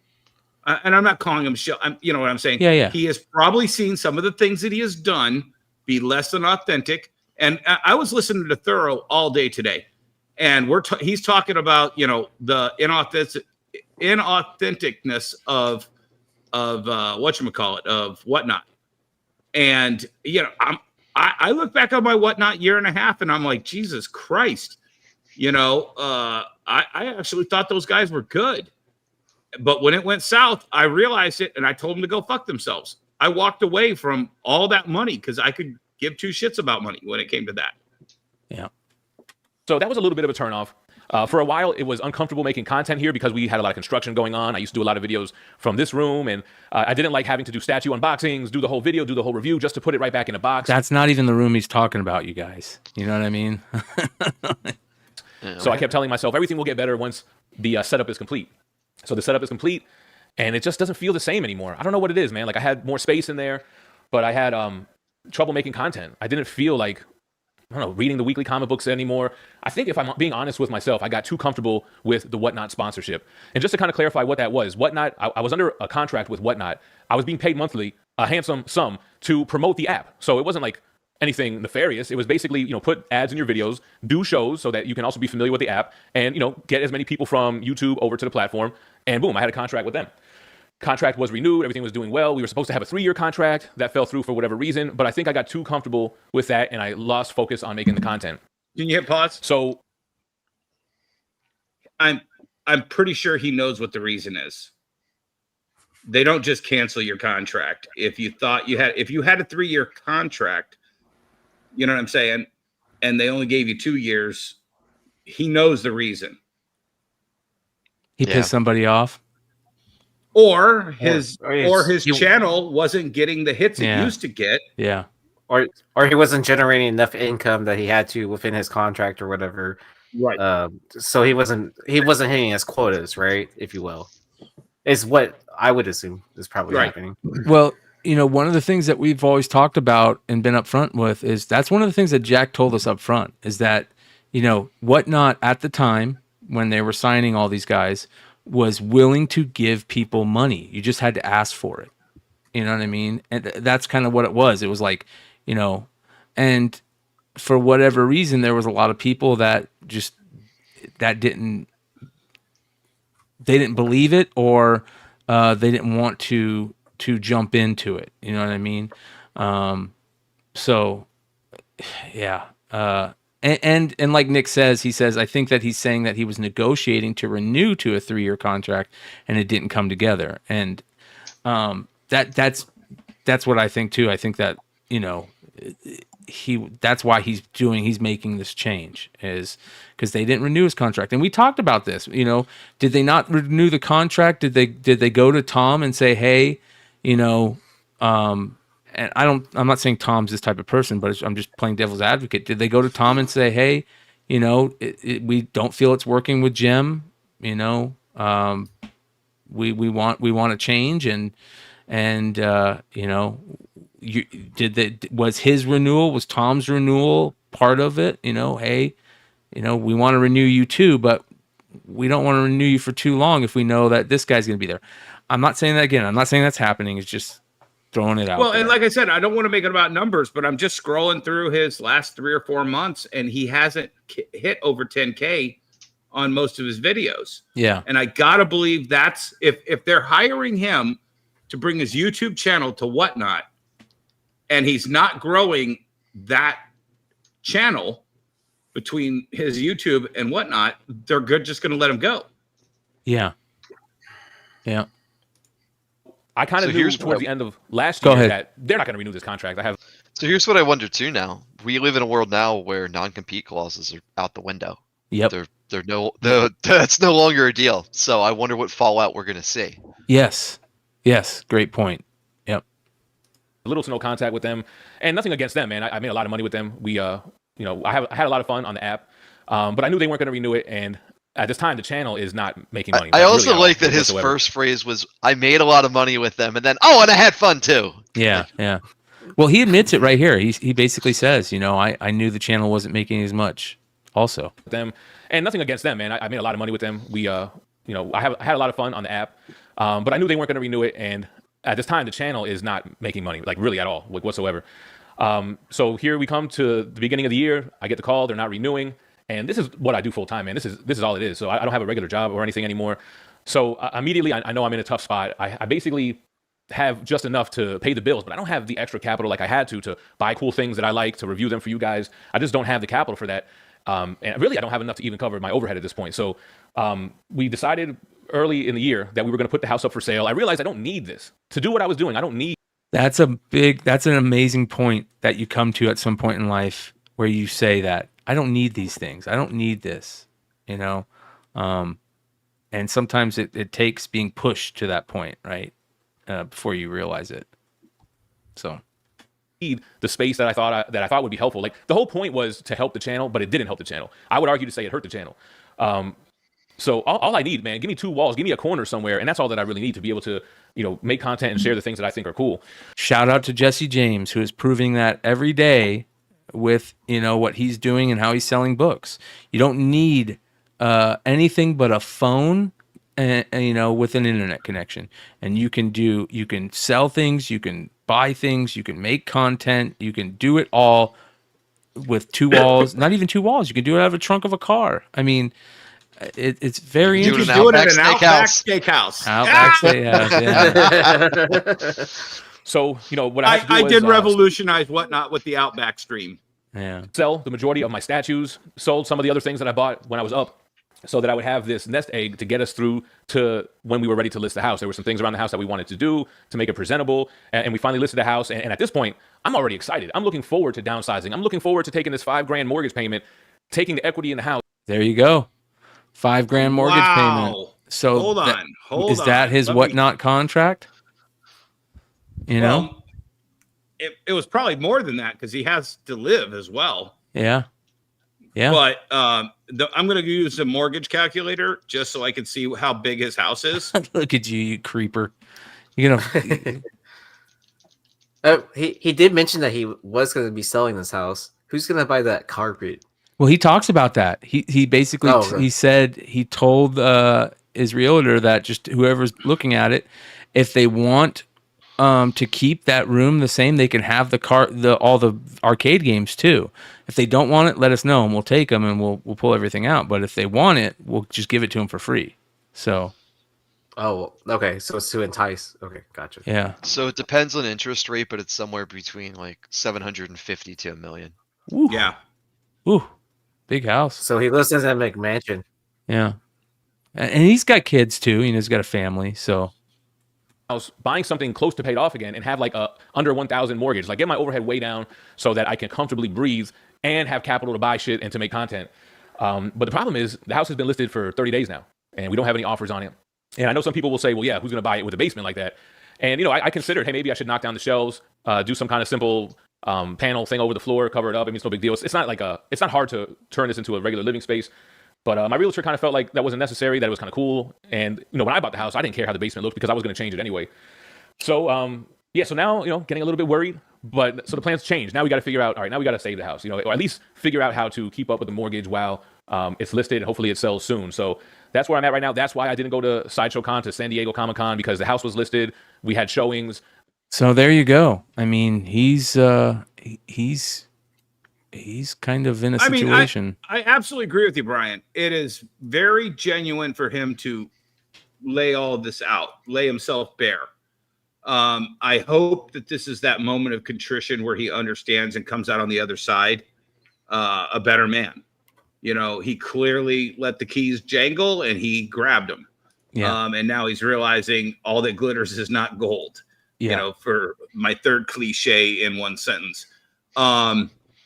But I I hope he can come out on the other side, but he's starting to be genuine. I hope there's a lot more genuineness to it, because clearly for 30 days, he put this house up for sale longer than 30 days ago. You know, these decisions have been long in the making, and now he's coming out. I don't know. Well, I hope it all works out for him. I respect, his genuineness, or him coming out and being transparent about it. It's going to be very interesting to see, like what Jeff said, with these what's going to happen afterwards, what people are going to say afterwards, because there's a lot of speculating, right? And if it was me, if I'm in Comic Tom's situation and people are speculating things that aren't true, I would definitely, me personally, I would want to come out and be like, okay, this isn't it. This isn't true. This isn't true. I just want to make sure that people know this. But, there's also people that just, they block everything out. And that's also a very good way to take it in this world, where you just either you say nothing or you have to be fully transparent. You have to, there's no in between, I think, in this social media world type thing. So we'll see how that all plays out. We'll see, where he goes next. But out of all this, here's the funny part.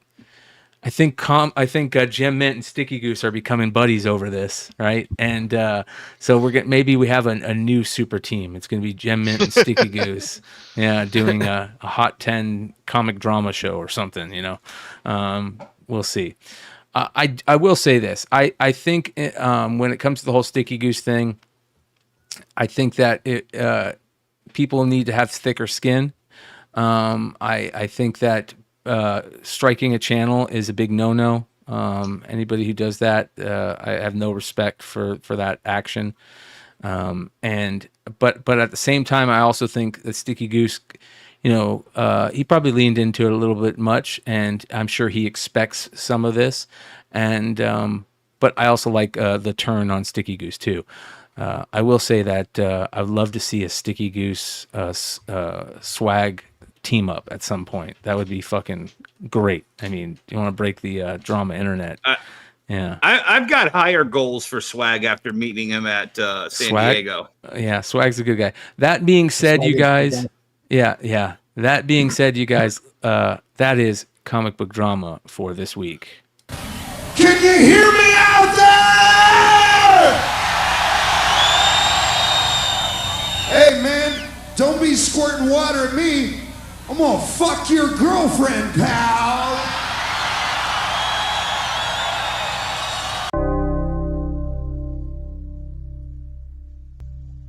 And we're back. All right. Thank you, guys. Great show tonight. We got to go. We're already 3 hours in, you guys. So we had a 3-hour long drama alert session. We still got to go take a quick look at FOC for this week. Have any of you guys seen FOC for this week yet? I have not. Yeah. I'm excited. Yeah. So actually, I'm not excited because I just paid off my San Diego bills. I was just about to say, yeah.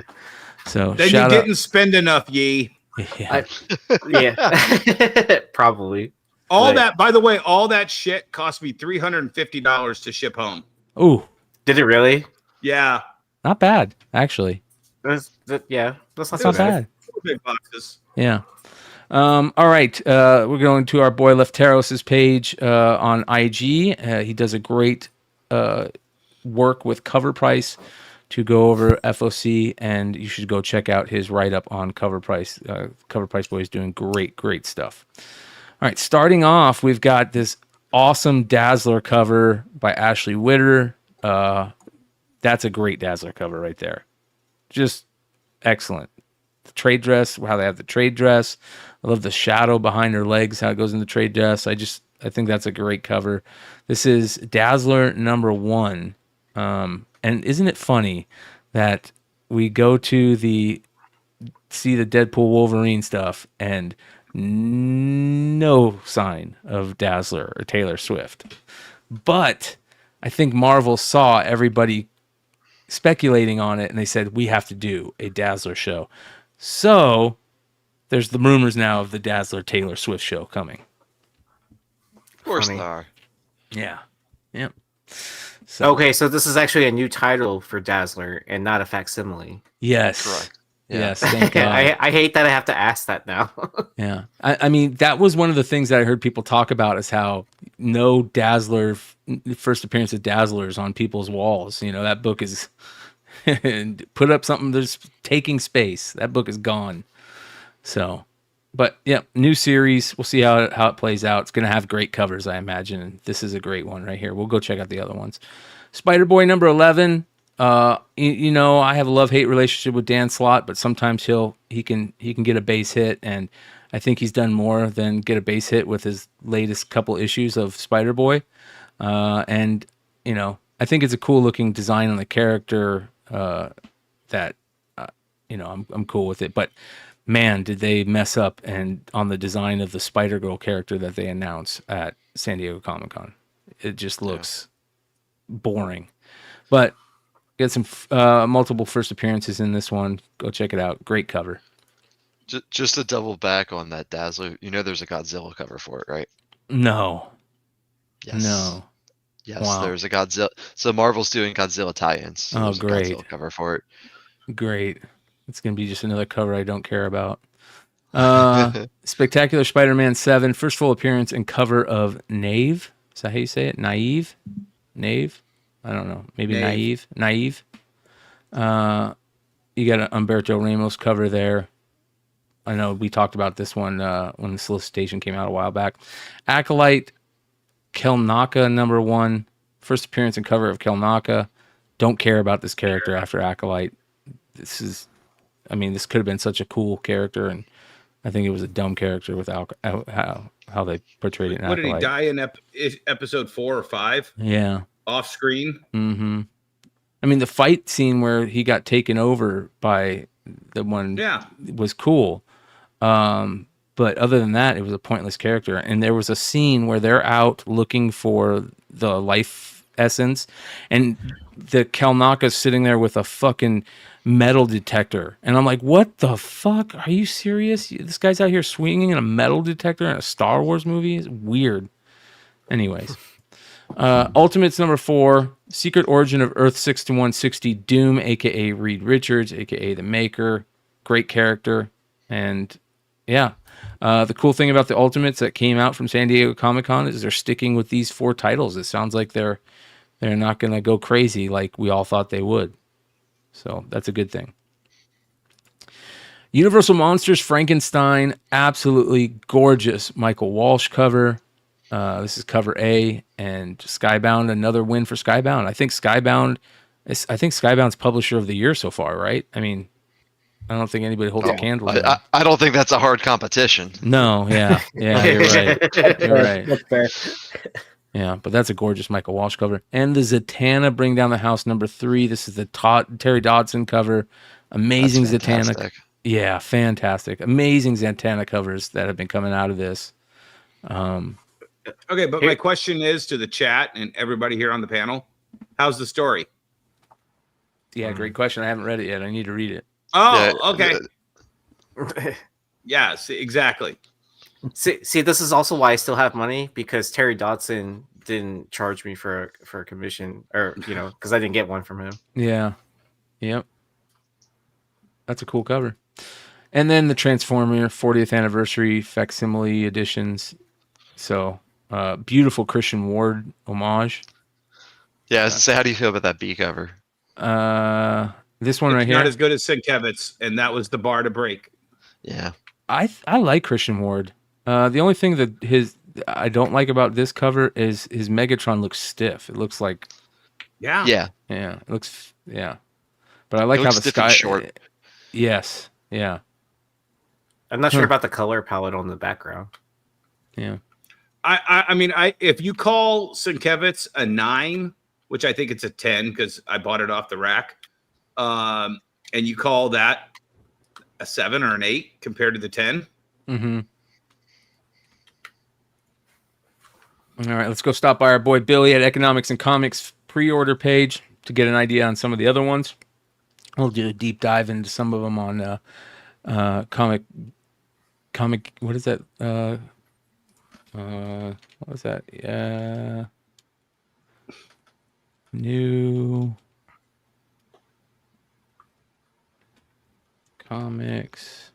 League of Comic Geeks. There we go. I always forget their name. All right, there we go. Ultimates in Huck Lee variant.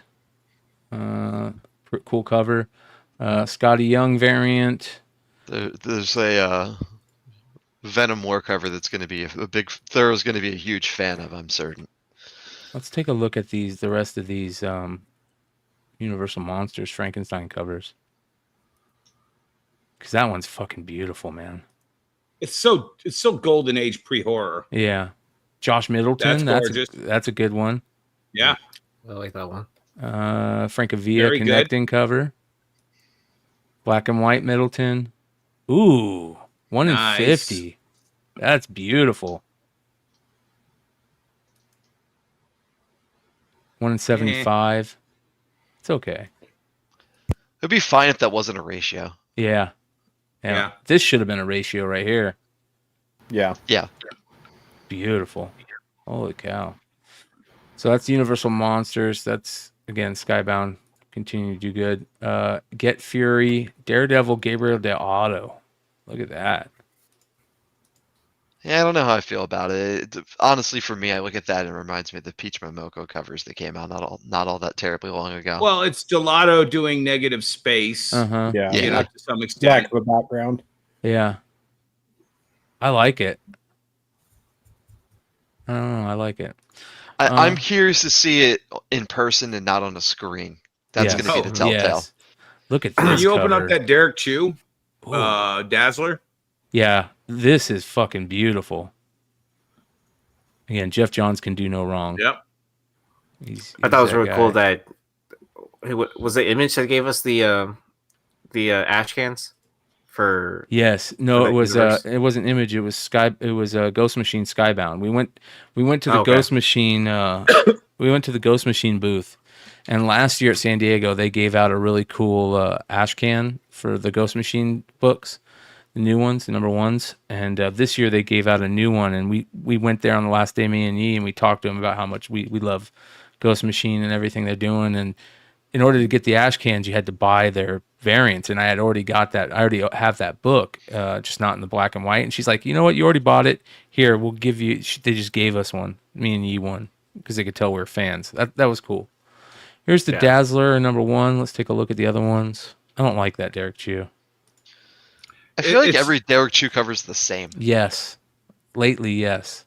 Lately, yeah. I wanted to like it, but yeah, you're right. It just she's warped too much in that. This is a great cover right here. The A cover by Dodson is great. There's the Chew. Yasmin Putri, 1 in 25. I like it. I mean, but with Derek Chew's covers looking the same, does that really surprise you? Since he's like a part of the the Art Germ school. That's a Torque. There's your Godzilla Torque. There's your Godzilla. Yep. It's actually not bad. It's one of the better not. Godzilla ones I've seen. Yeah. That's Kari Andrews foil. And the logo variant. And then, Marguerite Sauvage. That is beautiful. This is one of my favorite artists that I follow on IG. She's amazing. Yeah, I'm going to be buying that for sure. That's beautiful. So there we go. All right, let's head back over to Economics and Comics. You got the What If Donald Became Thor, which is interesting. I do love that they had Walt do it. That's my main. The Kid Venom 2, you got the Momoko, but I want to see what the other covers look like. I mean, that's not bad for Momoko. It's not bad for Momoko. Work, though. It's not. It's horror. What I think it is like Marvel finally figured out, like, okay, like Momoko tied with horror. Yeah, like, it'll be some of her better work. That's a cool cover. I like that. He's all in samurai gear. Salvador Loco, 1 in 25. I like that one. Yeah. There's the Momoko. Philip Tan homage cover. Stan Sakai variant. And cool. Yeah. So there we go on those. Let's see here. Zatanna. We got to look at the other Zatanna covers, right? There's the Tula Lote one, which isn't terrible, but it's not her best. There's the A cover. Yeah. Yeah. It's kind of weird. Yeah. Dodson. Fire. Tuilote. Fire. It's a 1 in 25 for a Tuilote Virgin. So you have to buy 25 of that cover to get any of the good covers. Yeah. Yeah. Yeah. No thanks. Venom War. Here's the Venom War. Ooh, look at that Creighton Klein. That's interesting. Let's see here. His Clayton Crane stuff hasn't been as good lately. Well, he's too busy plowing other people's wives. Yeah. See, and that didn't come from me. Because I was thinking it. A cover. 1 in 50 Virgin. Ooh, that's not Not bad. horrible. Yeah, I like that. There's the Clayton Crane. Venomized Horse. The Vecchio Team 1. Oh. And that's awful. Oh. Oh. Wow. Man. There's a Scotty Young. Yeah, that was a little rough. There it was. That one's not too bad. That Mark Bagley variant. Let me open that one up. Yeah, I like that. Venom War Spider-Man number 2, Mark Bagley. Let's see what else they got. I mean, it's hard to fuck up a Venom cover.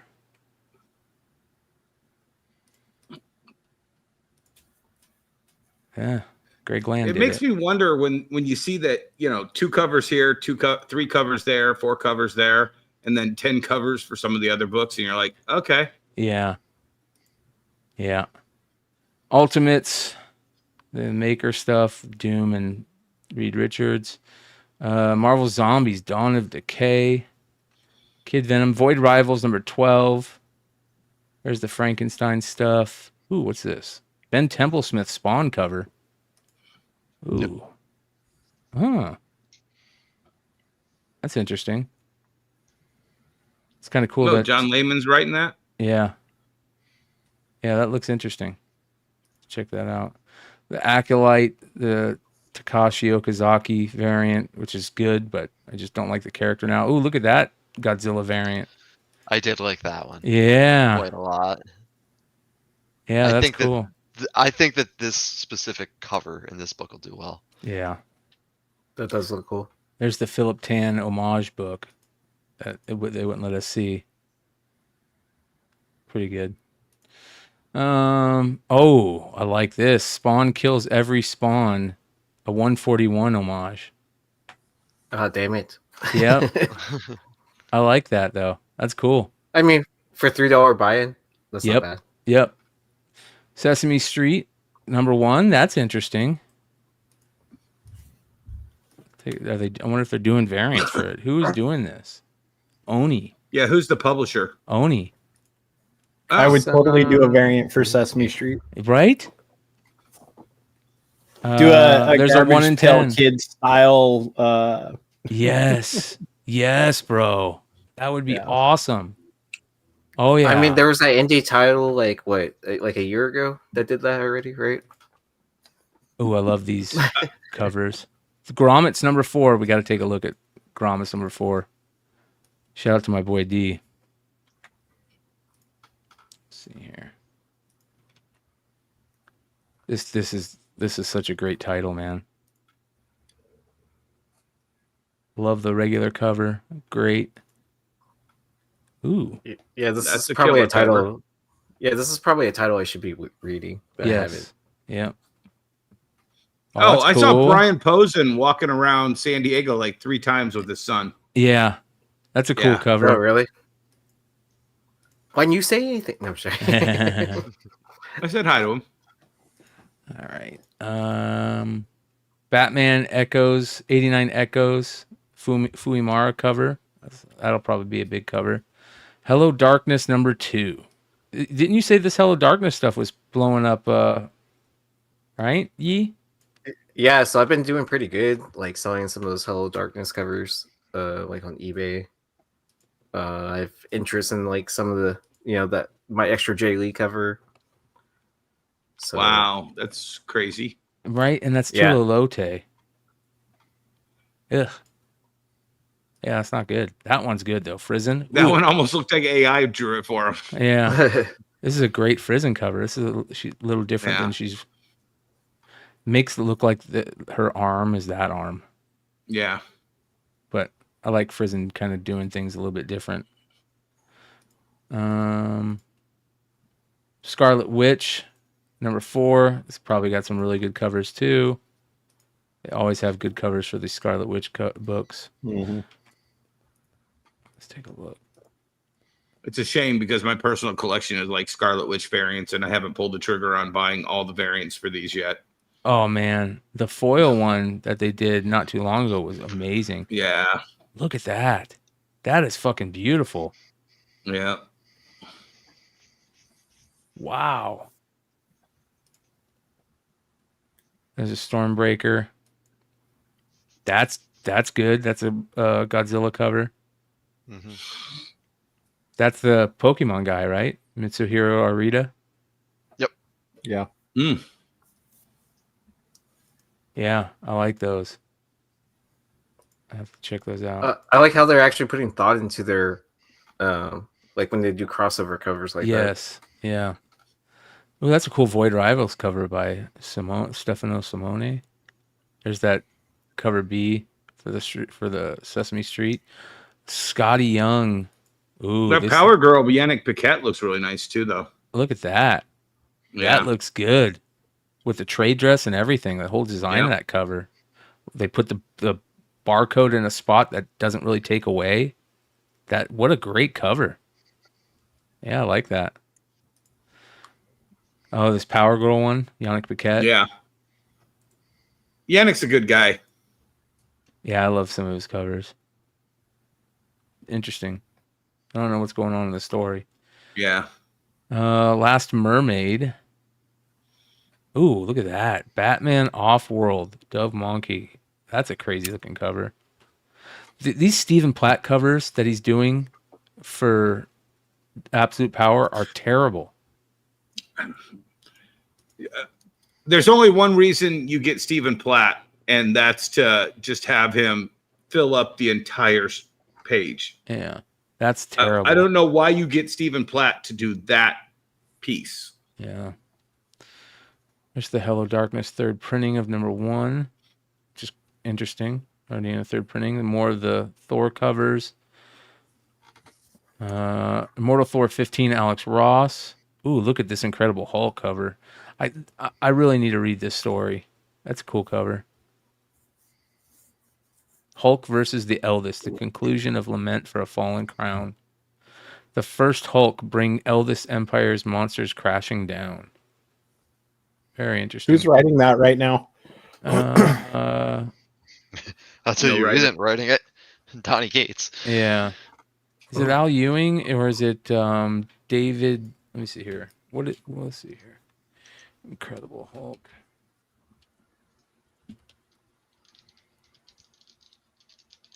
Um,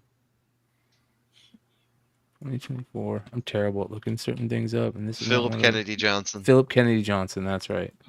Okay. Look at this. Power Girl. That's Chuma Hill too. She's been doing some amazing covers, but that's rough. Yeah. Yeah. A little too manly for me. Knights, that's a cool cover. I like that cover right there. That's smart.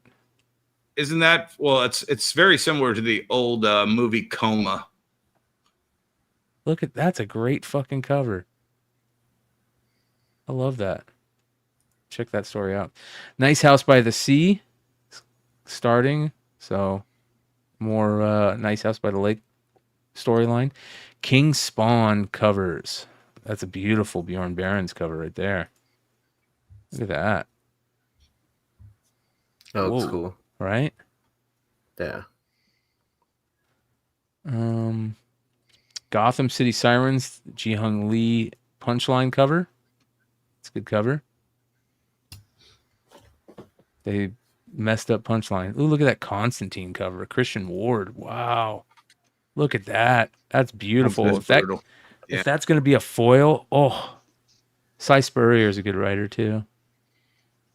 That is awesome. Very cool. Cover of the year material? I don't know. I have to see if it's foil. It might be. Look at this detective. Go down and though. check out that Savage Sword when you get a chance. That is a fucking great cover. Yeah. But it's not, to me, that's not a $4.99 cover buy. Yeah. Absolute Power, Savage Sword. Ooh, what's this? Is this from Titan? Yeah. Yep, Titan. Yep. Look at that. That's nice. I like that. Yeah. Magazine size though. Yeah. Eeh. Don't hate on magazine size. Uncanny Valley. Shout out to our boy Tony. I hate on magazine size because it's just a pain in the ass. It's impossible to store. Yeah. Yeah. It would be so much better if they weren't magazine size. You're selling comic books. Florida Man, Archer and Armstrong got the homage. Actually, Ooh, open up that Florida Man. this one right here. Yeah. Who did that cover? Mono Rerogue. I don't know. That's a great cover, guys. Yeah. Kill Bill vibes for me. Yeah. Yeah. Venom War stuff. And NYX Sarapicelli second printing. Did you see the 1 in 25 for the second printing? No. Going to be an expensive book. Oh, great. Another second printing 1 in 25 variant on the Hot 10. Woo. Which one? Oh, yeah. Going to be an expensive book. Yep. Is that Archer? Yeah. Yeah, it is. It's like I've seen that cover before or something. It looks You like have, but is that a cannabis leaf on her necklace? Yes, it is. Yes, it is. It is. Ryan's buying it. Yeah, I'm gonna buy it. Yeah, that's not bad. It's a good cover, but that's going to be an expensive book. I don't There's see incentives. a lot of 1 in 25s. Look at is that the 1 in 100 for the regular? Yeah. Yeah. Yep. What's the cover price on that? I think $5. Okay. Yeah, $4.99. Scroll through all of them. So these have already come out, right? Or they're coming out this week? Or? So the first prints are already out. Okay. Which Or is do what they- these are. Yeah. That's the 1 in 25. That's the. This is Logos all for 1 the in second 50. print, right? No, these are just for the these are the first print. Oh, okay. So the second print is just the second print, and Got then that 1 in 25. Yeah, these two are just the Got it. second print. Yeah. I like this Incredible Hulk cover. That's cool. Paula Sequeira. I like Paula Sequeira. Helen of Windhorn foil. Dark Horse. There's a Thor Lobos. Ooh, what's this? Let's take a look at this. I don't know. The face. Look at the face. I like the Not a face. I fan. don't like the arm. The arm looks a little short. And maybe? the I don't know. hand. Look at his hand. It's like tiny. Yeah. Yeah. I like. The rare Lobo Smiths. Yeah, I mean, he had two great books at the con this year too. Mm-hmm. Dawn Runner, Evan Cagle cover, Kanto, new Place Like Home number 4, Saga 68, Saga 67 is supposed to be a big book in the Saga run. Last Mermaid, look at that! Wow, that's crazy. I love that DC's finally doing action figure variants. The Power Girl one. Yeah. Yeah. That's a cool cover right there. And that's actually Alex Subiak who's doing that action figure variant. He's Yeah. an old time guy. Yep. Hellblazer, the Infernals, that's a crazy cover. Glapion. Infernals, Green Arrow. There's the Gotham City Sirens March connecting. This is a cool looking cover. Hold on, let me see. That's interesting. Yeah, I don't know. There's the Eastman. Let's see this detective cover. Cardstock variant. Meh. Yeah. It's too dark. Yeah. Cult of Lamb. I heard this was a lot of people told me the game is pretty interesting. So yeah, it's like one of the most successful indie games of all time. This It's is a fun it was made side by like scroller. 2 people. Yeah, it's a fun side scroller. So yeah, you got the Shantae. What's Udon? There's more Conan stuff. That was sort of Conan. The Sweetie stuff has some great covers. Sweetie Candy Vigilante. Like look at this. That's interesting. Red Sonja. Perillo. You got the Negaduck, Forstner, Trish. By the way, Trish and Tony did some amazing sketches at San Diego. Some really good sketches. always fun to see them. Yeah. Army of Darkness Forever. That's another Tony title. Look at the Sidem. Always great covers. I mean, that's a good cover. Jesus. Too bad he's a douchebag. That's a cool Bjorn Barron's cover for that too. Look at that. Wow. Yeah, it's definitely some of his better work. There's the Frizen. There's the Walker Uncanny Valley cover. Farscape 25th anniversary. I was never a Farscape fan, but I imagine that'll sell. $10 price on that book. Ooh. No, thank you. You got to get every penny out of those Farscape fans because there's very few of them. Archer and Armstrong, Florida Man, more Dazzler stuff. Ooh, look at this Godzilla cover. That's kind of cool. Pyramids. It's weird that Marvel is doing Godzilla variants, but IDW still has Godzilla, right? Right? Yeah, that is kind of weird. There's something going on. Maybe, it's I don't know. I mean, they always share IPs anyways, right? They're doing, yeah. Scarlet Witch, Moon Knight, and the Infinity Watch. So they are reprinting Godzilla 1 as a facsimile. Wow. Look at this Stormbreaker cover by Nick Klein. Ooh, that's dope. Oh, wow. Yeah. I like that. Hold on, Abby. I'm going to go let my dog out real quick when we're done. Hulk, Dazzler cover.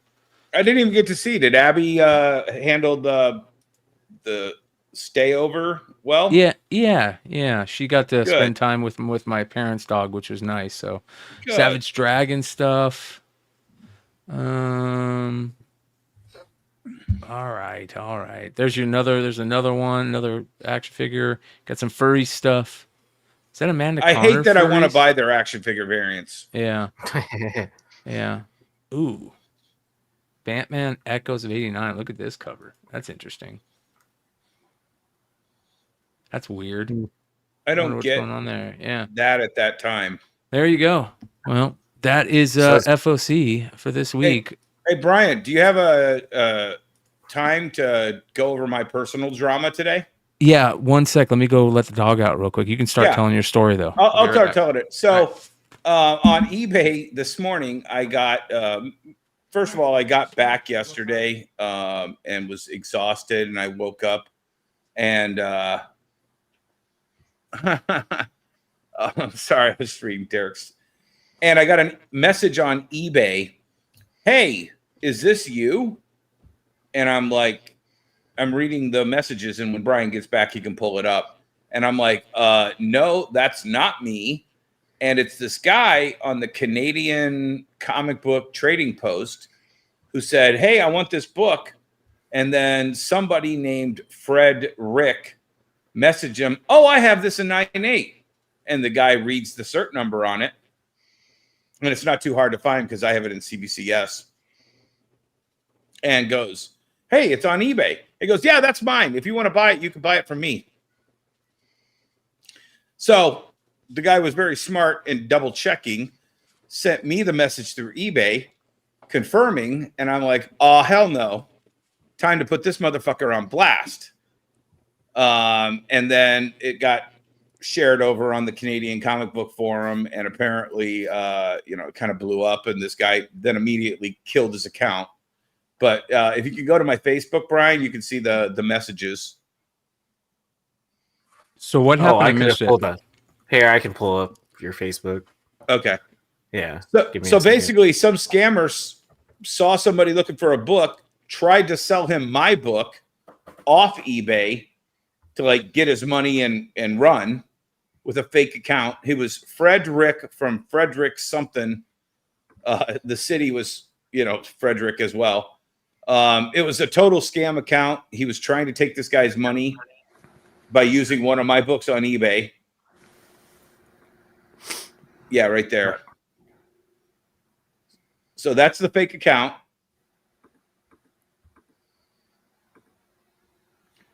That's the forum he tried to sell it on. And then this is the chat between the guy looking for it and the scammer.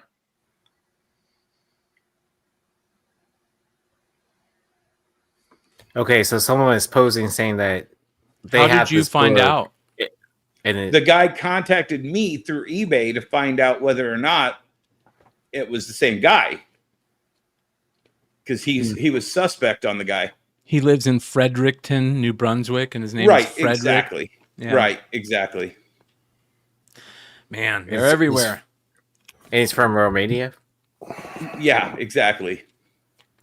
They're everywhere, man. So if you look here, scroll down, and then there's the chat. Or if you can like zoom in on that picture. This is as big as I can get. Oh, okay. Basically, wait, here you go. Oh, there you go. Yes, that's me. No problem. Don't think so. Why? It's my mate's account. I use it to do sales. We can chat there if you're okay. Send me a message over there.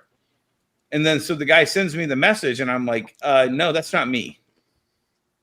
I don't know who Frederick is. He basically sent me the message, "Hey, do you know Frederick?" And I'm like, "No." And then he sends me the pictures of those chats. Wow. There you go.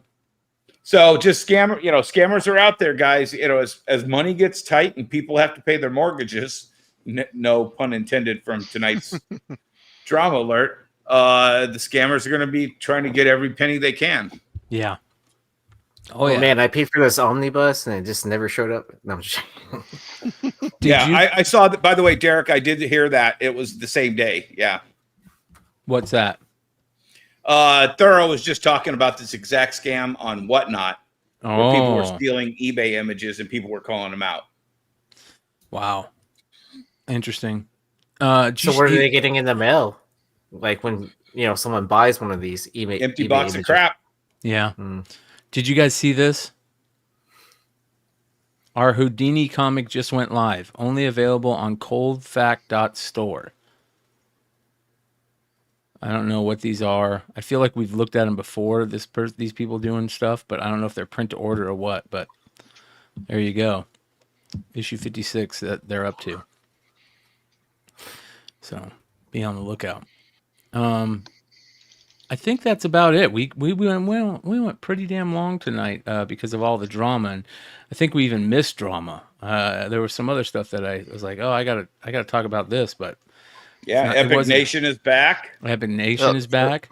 Back with an armed entourage, no less. Yes. Yeah. What is up with that? I know just about as much as anyone else at this point. I caught wind and word while I was trapped in a shelter-in-place situation this early evening afternoon in this wonderful Baltimore artscape weather that we were having. I got a text from Justin that apparently Epic showed up today at some sort of a con in New York. So there was a couple of things going on. Some I am more familiar with. But the big news today was Epic apparently showed up at a convention or a show somewhere in New York with 2 armed guards with him. I wish I could make it up.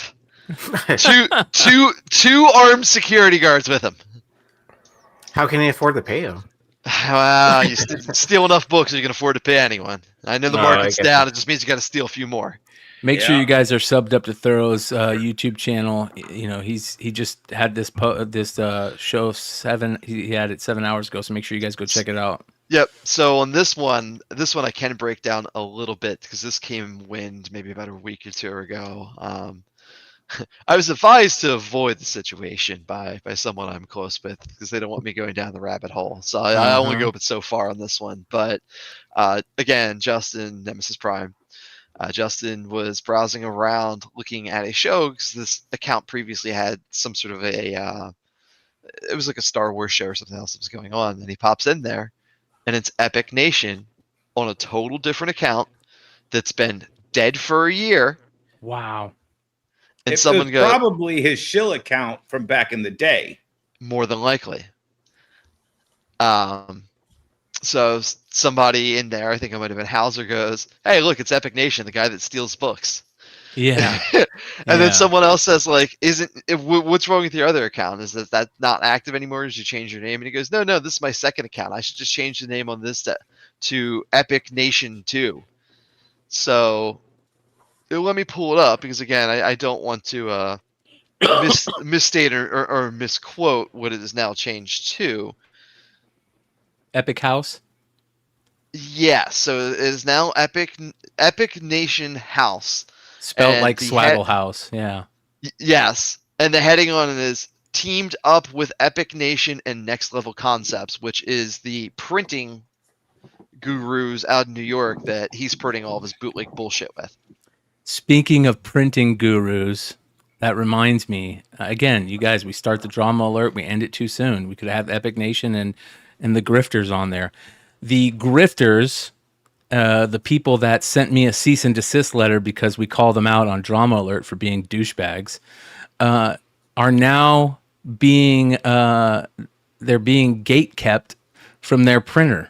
Their printer decided we're not going to do business with you anymore because all you do is attack and antagonize people on the internet. And they decided they were going to make a big, huge stink about it on their YouTube channel, and they recorded the conversation with their printer on the phone and played it on their YouTube channel. And in the conversation, at the end of the conversation, they're calling the guy a dickhead and all this stuff, and they're wondering why he's not going to do business with them. Like, get the fuck out of here. So anyways, that was pretty funny. And let me just tell you, printers don't stop printing your stuff because you're a dick on YouTube. They stop printing your stuff because you don't pay them. Yeah. Ooh, yeah. Yeah. Yeah. Well, and then to that same point, that's why, like, all these guys, like these Next Level Concepts folks and all those people out in New York, it's a thing. Oh, you want that? Yeah, whatever. You paying? Cool. I don't care if it's bootleg. Not my fucking problem. Yeah. It was very interesting, but I don't want to give them any new views on their video, so I'm not going to play it. But I'm telling you guys, the whole key to running a business that stays afloat is just don't be an asshole to people. That's key number one. If you're an asshole to people, nobody wants to do business with you. I don't care how good your product is. Nobody wants to do business with you, especially in a self-publishing comic book community. Like, get the fuck out of here. So that being said, what do we got coming up? I think I'm going to try and have a Whatnot sale tomorrow. We'll see if that plays out. It'll be either tomorrow or Monday. Yee, you had a decent sale, right? You put up some of those San Diego books, so yeah, I had one earlier today, and then I'm going to start listing more stuff on eBay. So we'll see how it goes. Like, I have my first San Diego. If I can make back what I spent. So hopefully it'll get close. I know how much you spent. You're gonna have a hard time with that. I don't know if you saw my Facebook, but I made up a few dollars of what I spent. How? I had a 3-hour additional layover in Las Vegas going home. and I hit for $850 off a $20 slot machine. Nice. Oh, nice. Not bad. Yeah. I put the videos on Facebook. It was just like I hit one jackpot to 100, then I hit like another jackpot to like 700, and then I hit like another jackpot to like 850 or 9. It was insane. It was the greatest, like, you know, hour of slot machine I ever played. You said that was at the airport? Yeah, the Dude, smoking section. The airport slot machines, I swear, man, like they pay out. It's pretty wild. It's pretty wild. It's because people get on that sequence before their flight, and then they leave, and then someone else jumps in and is like lights up like a Christmas tree. I was this close from canceling just skipping my flight and just keep playing because I just felt like it just kept paying out to the point where I was going to hit that mega jackpot of 16K. Yeah, but I was like, nope, I have to walk away. Yeah, that's the way it works sometimes. And actually, a girl in there like an hour before that hit 2,000 off of 20. Nice. So yeah, they pay off good. But gambling is bad. Don't do it. Yeah, rip sports cards instead. Yeah, not gambling at all there. Oh wait, you can't do that either because of the MRI machines. Dang it. Yeah, it's getting even worse. Collectible drama, not just comic drama anymore, you guys. So it's everywhere you look. But that being said, make sure you guys sub up, hang out, hit that like button, comment below. Let if you guys got any questions or if you guys want us to check anything out, let me know in the comments. I read all the comments, and then if you guys have any songs that you want to see on the Beyond Wednesdays playlist, put them in the comments. Don't put them in the live chat. Put them in the comments, and that way I'll be better to remember them. Before we leave, I want to give a big shout out to our boy Cartier West, who got his own little shout out this week from a famous person. Which was pretty interesting. That National was this week, and everybody was talking about cards, and at the same time, everybody's talking about our boy, the hobby lawyer Paul Lesko, and he's been talking about the CGC case, which we talked about, which was very interesting. He's been talking about all the stuff going on. I'm looking through his stuff. I'm going down. And I see, let's see here, he's probably got 10,000 new posts, so it's not going to go to it. I see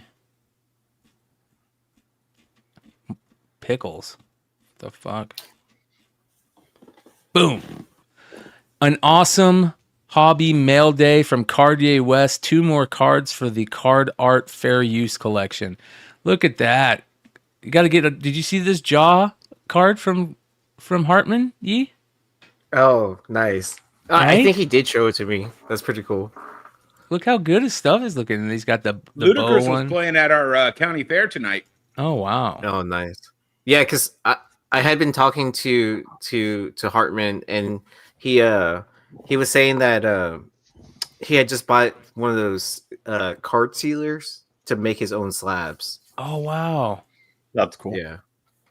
Have you guys heard of... before we leave, this got me on another thing. Have you guys heard of this 12-year-old baseball player from Texas? Have you guys heard of this kid yet? Mm-mm. Oh, you guys are going to shit. Let me show you this. So there's this 12-year-old kid in Texas. His name is Leland Henry, right? 12 years old. Ain't no way.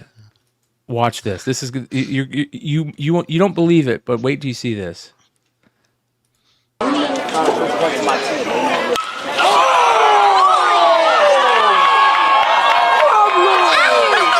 He hits shit so far, it's unreal. And there was this post. Let me see if I can find it. There's a post this guy made where he hits a ball so far. Look at this. This kid is 12. It went to the other park. Wow. Let's watch that again. 12 years old this kid is. This kid is 12.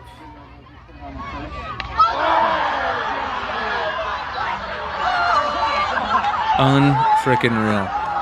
And the reason why I'm bringing this up is because he's part of the group, the PG group. What I forget what that stands for, but they're all the young Perfect Game Select. Perfect Game, yeah. All the young studs in baseball, they get followed by this PG. And I think Hartman was doing cards for them because I think some of these guys might be in that group. So we'll have to talk to him if he's got any Leland cards, because that kid's going to be a stud. I mean, there we go. Exposed, wonderful. There we go. Bang bang. Yeah, that's a good one. Oh no. Oh no. Ouch. Yeah. Nomar Garcia Chimera. Yeah, that's pretty good. Ken Griffin Jr. He's got good ideas. He comes up. Oh, I like these. Look at that. Sneaker collection for Beavis and Butthead. Are they XJ 900s? Helene. That's a good card right there. Nice little insert. Yeah. He's getting really creative with his cards. Yeah. Hawktua. Look at these trump cards. Oh my god, dude. Yeah, so go check out Cartier West custom cards on both IG and Twitter.